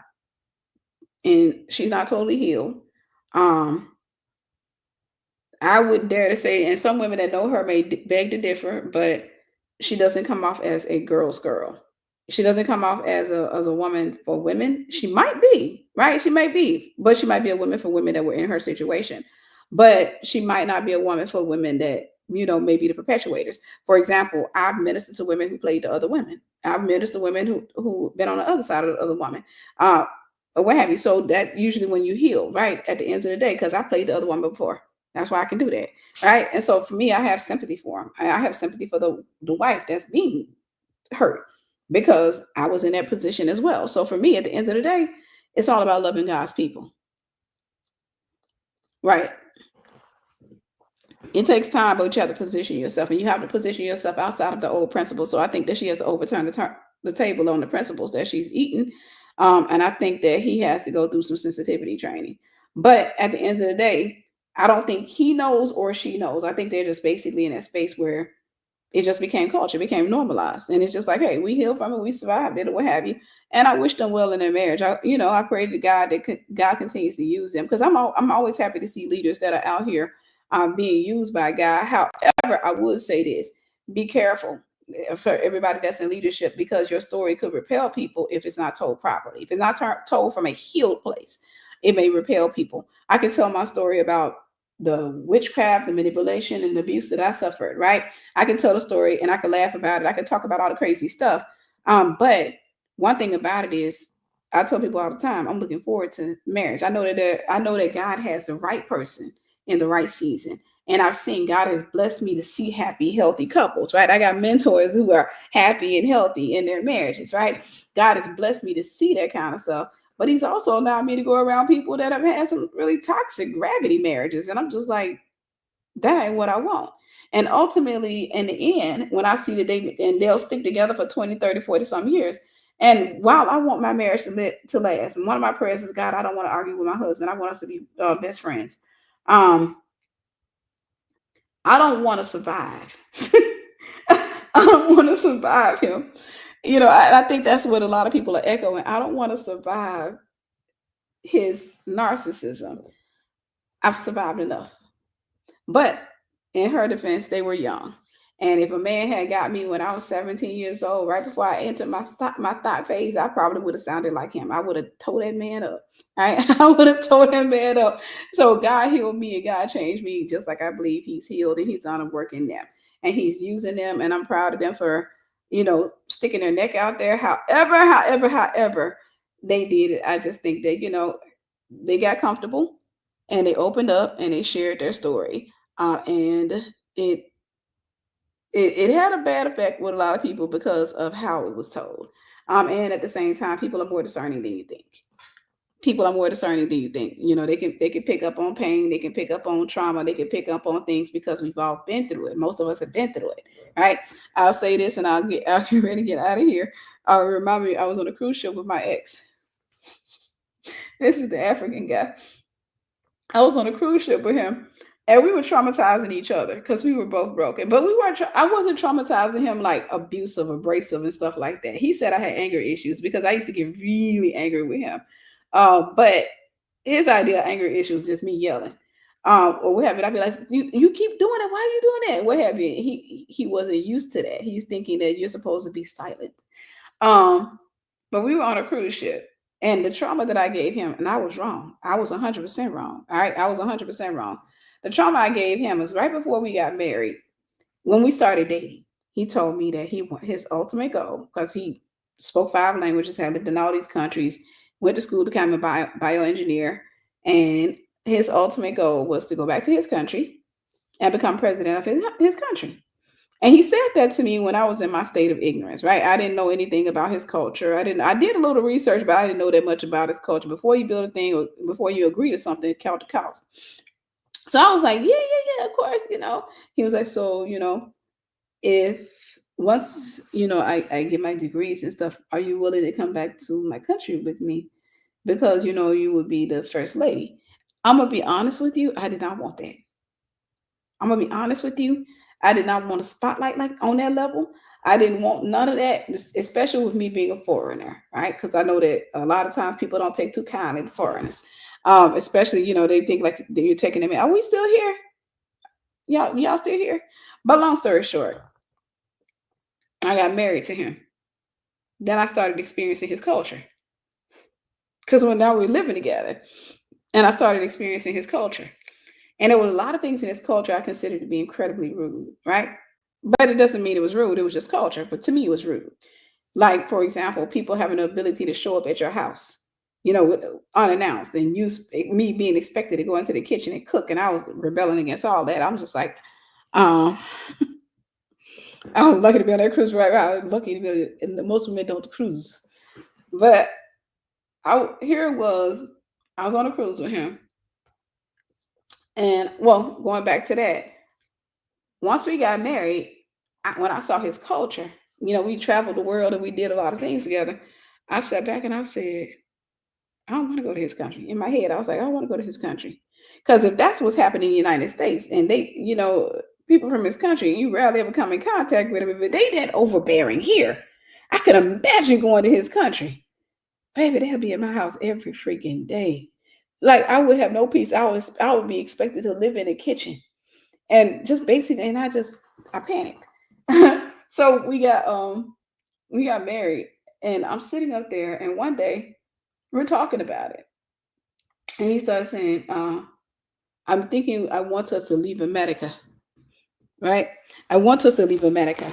I want to go back to Germany. We could go back to Europe somewhere. We can maybe Germany, because he spoke fluent German. He's like, I want us to go back to Germany so we can stay there in Germany maybe 2 or 3 years. And then we will go to Africa. We will go to Cameroon, so we can go. And I was like, no. He said, we can do. I said, no. I said, because I don't want us to be constantly buying stuff and building up stuff. And then we turn around and we're moving. I said, so we'll have to sell everything that we got and move to Europe. Only to go there 2 or 3 years later, sell everything we got and then go to Cameroon. I don't want to do that. But the truth of the matter was, I just didn't want to go to Cameroon. I had made it up in my mind. I put a period at the end of that sentence that I wasn't going. I made it up in my mind because I knew I was confident that our marriage would not survive in that country. I was, and not the people are not bad. It's just the cultures are different, right? Cultures can be different. I would have had some serious culture shocks. I had already experienced some. I had already experienced it. Good God, because I traveled with him, and I was just like, some of the stuff that he did, like saying, "Oh, I'm going to be traveling here," and I'm like, "Hey, can I come?" He's like, "No." Wasn't used to that. When I was married to an American man, he wanted me. We were like besties, right? Even when his demons weren't up twerking, he would be like, "Hey, I'm going here. Let's go." So this man, he didn't want me to come anywhere with him. But long story short, I ended up just being, what was I talking about? I ended up being frustrated with that relationship, right? In-laws every day. And I decided I didn't want to move to Germany. I mean, I didn't want to move back to Germany. I wanted to go there and visit, but I didn't want to move back there. And I made up my mind. And then finally, I was like, I'm not moving to Africa. He was like, what do you mean you're not moving to Africa? You are my wife. You are my wife. That's why I say he wasn't the villain. We were both villains, right? He did the worst, but I still, at the end of the day, I was still a villain. He was like, you are my wife. You don't, what are you talking about? You don't want to move to Africa. I was like, I'm not going. I said, we'll probably have like a marriage. You go there for some time and then I'll come visit you, but I'm not going over there. I did not want to go because I was afraid of the culture.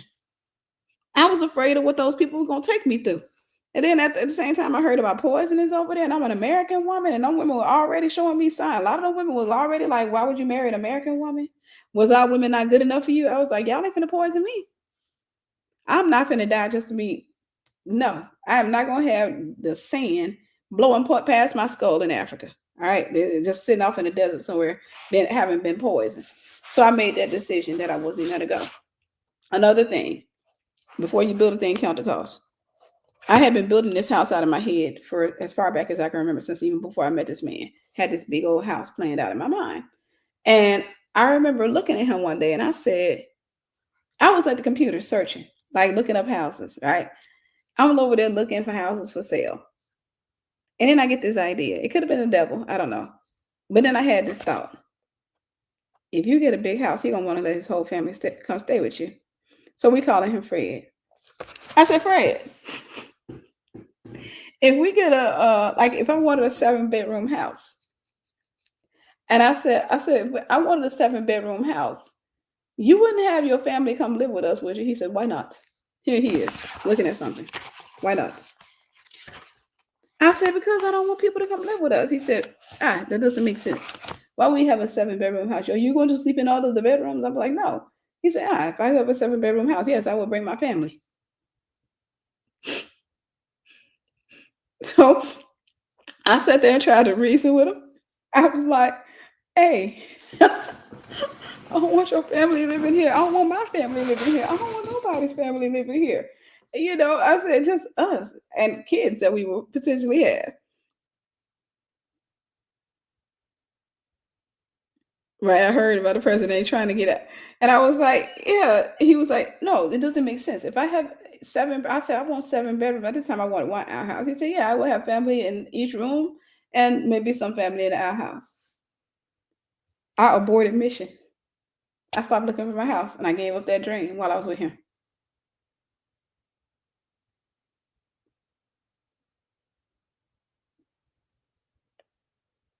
What do you mean? What about my trust in God? What do you mean? In my marriage? What do you mean by that? I aborted mission. I gave up that dream because it became a fear. Like, dang, it became a reality. If you get a big house, he gonna bring his whole family. So you ain't gotta worry about people visiting. They're gonna be living. You gonna have a compound, a cult.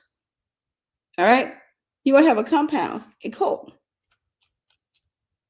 Like Texas, big wow. So I let it go. Lots of our houses in Alaska. That's too cold for me. I'm tropical. I'm tropical. So I'm saying that to say, and I'm going to get ready to close. Singleness is still viewed by many men and women as a curse and a punishment. It's not. And women who won't submit. Now, just so, because I know that we got into that topic of submission, I'm going to say this real quick. There is a misunderstanding when it comes down to submission. The devil wants you to misunderstand submission, so you never do it. his whole village was moving. That was my fear. So he grew up in a house full of cousins, had a big house. Trusting him to set the marriage straight? No. You can trust God to set the marriage straight when you see a person trying, but this particular guy, God did not send him. And I did trust him to set the marriage straight. Trust me, I fought and I prayed. I did all that stuff, fasted, all that stuff. I did that for years. I was with that man for 5 years. And then he got into witchcraft. He bought witchcraft in the house. So that was why we broke up. He was cheating. But he also got into witchcraft. So what was I saying? Oh, submission. Let me say this and I'm gonna let you go. I've had a headache right here since earlier. And I usually don't get headaches. But submission is not what you think it is. Most people think that submission is you tell me what to do and I do it. That's not submission. Submission and trust are pretty much almost synonymous. Submission is yielding through trust, not necessarily in a person, but to God. Submission is yielding. If God says order, I have, for example, a mentorship program. Everything that God creates has rank. All right. He was from Cameroon. Everything that God creates has rank. I have people in the program who have rank that I've given positions of power, and they have students under them. If anybody challenges that authority, right? If you get a student and they start challenging the authority, there's usually a sign of brokenness. That's usually a sign of inability to submit, and it's also a sign of them being bound, in need of deliverance, right? They can say, I trust you to lead, I trust you, Tiffany, I trust you, and what have you. And I'm just like, well, learn to submit to the team leads, the team lead that's over you. Submit. Now, when I say that word, I promise I know I'm taking people off because it is a trigger word for a lot of women. It is a trigger word. It doesn't mean that that person gets to control you, dominate you, mistreat you, and you just got to take it because that's what you think the submission is. Submission is trust to the overall authority. So, just so you get a picture of it, and I always tell people, you find out if the man is submit, like you can submit to him, right? Submission is once you do something consistently, I trust that you're gonna do it. Now let's give this example. If I was married to a guy and he said, "Hey, I know you've been single, but 11 years, 12 years, but you don't touch that trash can. You don't take the trash out. I'm used to taking the trash out. All right." And he said, I don't want you taking that trash out. Okay. From this point on, you don't touch the trash. And I said, yes, sir. Cool. I don't touch the trash. But I said, but listen, I grew up, we had roaches growing up, right? I grew up in the slums. I don't let the day go by without the trash being taken out. So are you going to take it out every day? He says, yeah, of course. I said, okay, cool. And I go up in there and he takes the trash out for a while. There's going to be a time where I feel like every time I see that trash, I'm going to feel, because I've been doing it for a long time, where I feel like I want to do it, right? Especially if I'm cleaning, right? I'm going to feel like I want to go ahead and grab it and take it out, but I got to remember what he said. So I yield. That means he's giving me instructions. I yield. I don't touch the trash. But catch this. At some point, he may get used to being married, right? And he doesn't take out the trash. And I go wake him up and I say, hey, don't forget to take out the trash. He says, Tiffany, I'm going to take it out. I said, okay, cool. Don't forget, because I don't want it to stay overnight. And let's say he's playing a video game or doing something with his time. And I go up in there, he knocked out sleep. He hasn't taken the trash out. I try to yield. I just go ahead and I take it out because he wake up and he's mad. Why did you take the trash out? Because you didn't do it. Because you didn't do it. Now, one or two things can happen. If this consistently happens, that takes away my trust. So I can trust him in so many areas, but I don't trust him to take out the trash. When you don't trust a person, you argue with him. You hear what I said? When you don't trust him, you argue with him. So I may start saying, hey, go ahead and take the trash out. He's playing a video game. I'm going to take it out. No, because every time you say you're going to take it out, you end up falling asleep up in there. Could you please just go ahead and take it out right now? Hit the pause button. Tell those people on the other end, I'll be right back. Please just take out the trash can. What is that? Lack of trust. Arguments usually are the result of lack of trust, of individualism, The word in individualism, the DIV, divide, comes from the word divide. That means we're divided, right? We're not coming together as one person. The trust is being broken because he's not honoring his word. So in that, what will happen is I can find myself not submitting in that area. So, and that can spread throughout our marriage. I can find myself taking the trash out. Now, one or two things gonna happen. Either he can get it together and he start taking the trash out, or I start taking the trash out. He gets used to me taking the trash out. So now that becomes a norm in our household. So the more things that become a norm, the one thing that starts to go out the door is respect. The one thing that starts to go out the door is respect. So the thing about it is, he may say, "Hey, do this." So now the Bible says, "Husbands, love your wives." God said that intentionally. Wives, respect your husbands. God said that intentionally. That the one thing that can go out, if he doesn't honor his word, that can go out the window. It's respect. So now I got to pray, Lord, help me to get his respect back for this man. All of this stuff, he's inconsistent. He keeps saying this, and he don't ever honor his word. He don't ever do this. Submission is a product on the two-way street. With a man, you have to be consistent. You have to be consistent, right? That means if you say you're going to do something, you honor it. If you fall short, you apologize, and then you go back on the system, right? And that teaches the woman to yield to that. That teaches her, because if he's constantly doing it, at some point, I'm not going to see that trash can no more. Even though I can go up in there, it can be full of trash, my brain won't see it. It can be full of trash, but my brain won't see it. Why won't my brain see it? Because that's something that he's taking on. Submission is yielding. Now you say, what if he's that type of Sister Tiffany? What do I do if I got the type of man that tell me not to take out the trash, and then he turn around and not take out the trash, and now we got insects walking around our house, right? Last time I was in the kitchen, I saw a roach fixing him a bowl of soup, and I panicked. What do I do? Then what you do is you begin to talk, and don't look for marriage counseling. You have a conversation with your spouse about, hey, for whatever reason, you don't honor your word. You said you were going to do this, and you're doing this inconsistently. And please remember, we talked about this. We weren't going to argue. So let's have a reasonable conversation so that we can come to a solution. You don't honor your word. Consequently, I found myself taking the trash out. And you seem to have gotten accustomed to me taking the trash out, which is honestly taking a tug on my heart. It's bothering me because I don't feel like I should be taking this out. I feel like this should be something you're doing, but you're putting things, you're making a priority of the video game, or you're making this a priority. Consequently, it's starting to impact our marriage. And this is something, it's impacting me, which whatever impacts me is going to impact you. And so I'm asking you, what is it that you need to help you to get back consistent? Right? Inconsistency. What is it that you feel like you need to get? I just need you to back off and leave me alone. There's a roach in the kitchen taking pictures, doing TikToks and stuff. I can't leave you alone and live with those roaches. I can't do that. So this is my suggestion. And this is usually my suggestion. This is going to help some people. So this is usually my suggestion when I see things like that. Pastoral counseling. If you got a good pastor, recommend that. Talk to your pastor about it, because a small issue becomes a big issue if you don't deal with it.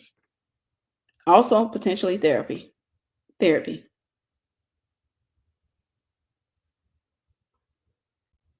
Potentially therapy. Hey, somebody dropped the ball with you at some point. And you can say that to me. Somebody dropped the ball. And this is something I think that needs to be developed in your life. Maybe your pastor can give you a program where you can kind of follow through with this. We got to come up with some type of thing.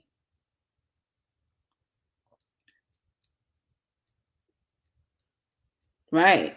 Submission is a product of trusting God. And in the midst of all that, he gets and he says, hey, I want to apologize. I didn't think it was that big of a deal, but a small fox has destroyed a vine, and I was starting off. So thank you for bringing this to my attention, not arguing with me about it, not castrating or condescending or anything like that. What if he says, I'm not going to see the pastor? I ain't going to do that. No, you do it. At the end of the day, that's when you take it to God and you leave it there. The roaches be up in there tick-tocking. So I'm saying all this to say, and I'm going to close here. I understand the point of the interview. I understand the goal and the agenda, the objective, not the agenda, but the objective behind the interview. I do genuinely believe that um, they saw it as a testimony from darkness to light, to encourage other people that are in hard situations. And then they've counseled enough couples that are in hard situations. I'm pretty sure they've helped a lot of couples to stay together. But staying together is never the objective if you're staying together from a broken place. Staying together is secondary to getting to the cross and getting to the feet of Jesus. That is secondary. So that means that the brokenness and the hurt is always going to be the result of not being at the feet of Jesus. All right, that's going to be the thing. I do believe that they both said some reckless things up in there, but I get why. Because remember, I said I typically sit in the middle, but I get why they said it. But I think that I think the wife needs healing. I think the husband, he may need healing or what have you. I don't know. He seemed to be a little bit more, yeah, I did that, kind of matter of fact. This is how it was. Seems like he kind of was raised around hard-hearted men that saw like softness or as weakness and what have you. And he just developed the way that he talked, and she kind of acclimated to it. And we got a chance to see that out loud, and we're looking at that like, no, right? But realistically speaking, our prayer, my prayer, and I hope this is your prayer, is that we heal individually so that we can have successful marriages. I believe that when you get two healed people who know who they are in Christ Jesus, who know that they want to chase God and they want to do everything that God wants them to do, I believe that you won't have any problems. I believe that you got the problems that the devil will throw in, but I believe that you can build and you can attain a lot of things in life and you can be happy, right? And you don't have to sit up there and tolerate a devil, right? A demon that tries to come in. Because I told y'all all the time, I done said this plenty of times. I'm gonna say this out loud. I'm gonna say it again. I'm gonna say it with my chest. Learn how to cast out demons. Cause baby, I get married. My husband got one time to talk crazy. Repeat after me. I renounce the sins, the sins of my fathers, the sins of my ancestors. I renounce the sin all the way back to Adam. Anger, I will up and out in the name of Jesus. Up and out. Every spirit of anger, rejection, come up and out. And males, be present in your daughters' lives to teach them. Stop being so desperate for a man that when you come in contact with one who says, "Hey, I'm gonna cheat on you. I'm not gonna be faithful to you. I'm not gonna do this," that they don't run into the relationship, get with the man, then he do everything he promised to do, man of his word, and then turn around and be like, "Okay, I'm a victim because this is what he put me through," or what have you. At the end of the day, you made that. All right, trust me. I had some of my students to tell me, Miss Tiffany, you can't take every man that try to date you through Deliverance. I said, why not? If that joker go to blinking weird, if I see something there, hey, I'll settle down a little bit though. I will take him through Deliverance. All right. Thank you. I'm gonna go get some food for real. But anywho, guys, I am gonna be teaching you how to cast out demons. For those of you who want to know, and I gotta get back to my screen. For those of you who want to know, if you want to learn how to cast out, we got 162 registrants. We want to get 38 more of you to get up in there because I want to have 200 registrants. And I got 30 something, 40 more that my students that are in my program. But non-students, I would love for you to do. Let's see. It said error occurred. Let's try it again. For those of you who want to learn how to cast out demons, here is the link. Let's see if it's going to share this time. There we go. If you want to learn how spiritual warfare, I genuinely, personally believe that before you get married, you need to go through Deliverance. I also believe that needs to become a norm in your life and a norm in your churches. I also believe that every husband and wife needs to learn how to cast demons out. I recommend Pigs in the Parlor. I love their story about how he took his wife through Deliverance and then he had her to take him through Deliverance. That has always stuck out to me. I think that you should always learn how to do that.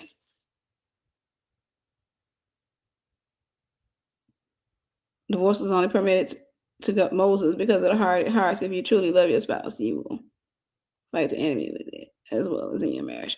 Yeah, divorce is permitted, but you can't. Jesus gives us a permission to get out of there if the spouse is cheating. And he said, "With unbelieving want to depart, let them depart." A lot of people perish. A lot of women, especially men too, because I got 2 uncles 6 feet deep, perish by trying to stay in and using love as an excuse to stay in that marriage and end up being broken. I would dare to say this: some people find themselves in hell because they held on to an idol that God was trying to deliver them from. No, I'm not familiar with the evil eye stuff. So it is to say, I do believe that fight for it. I can say I was married twice, and I know hearing that can sound like I just got up in there and ran out. No, I literally fought. I prayed. I fought to the point where people thought I was stupid, and I thought I was stupid. But at the end of the day, whenever a person chooses their demons, it's not that they're not choosing you; they're choosing their spirit. They're choosing what's in them. They're choosing what's leading them. They're choosing what's binding them, and you have to let them go. In some cases, I will tell people to fight for their marriages all day long, but there are situations where I will tell a person, "Hey, I think you need to go to the feet of Jesus, and you need to really, really consider what it is that God would want you to have." I am a supporter of marriages. I'm not a supporter of divorces, but at the same time, I don't tell people to stay in situations like that. All right, right. That's only with two people that want to be with each other, like truly love each other, and both people are willing to not repent to each other. The problem, I think this, and I'm glad you said this because I'm gonna end on this note. I believe that the big issue is a lot of people are trying to fix each other for each other. Only what you do for God will last. Um, like I said, my husband doesn't. He's not gonna get a woman that's faithful to him. He'll get a woman that's faithful to God, and he gets to enjoy that, which means by default, I'm faithful to him because I'm faithful to God. So that means that he doesn't have to worry about another man because of that. I believe that that's all across the board. If you love God with all of your heart, mind, and your strength, you will love your neighbor as you love yourself because you're going to love yourself. Consequently, your neighbor is going to overflow onto your neighbor. Your spouse will be your neighbor. So automatically, just by loving God, by default, my husband gets to get my love. And I believe that if you marry somebody who is not submitted to God, not surrendered to God, not yielded to God, then they're going to do the same thing to you. They're going to take you through the same thing. All right. I love y'all. Hey, listen, we got the We Need to Heal tour coming up as well. They have run out of seats, but you can get in virtually, and we're going to have a mass deliverance on May 18th. So I highly recommend that you come. I will be in Dallas, Texas on May 2nd through the 3rd for the We Need to Heal event. I'm looking forward to it. And then at the same time, like I said, we got the virtual event. So you can go to weneedtotour.com to register. Thank you for staying up with me and surviving that first catastrophe at the end. I love you guys, and go join this course. All right, talk to you soon. Thank you.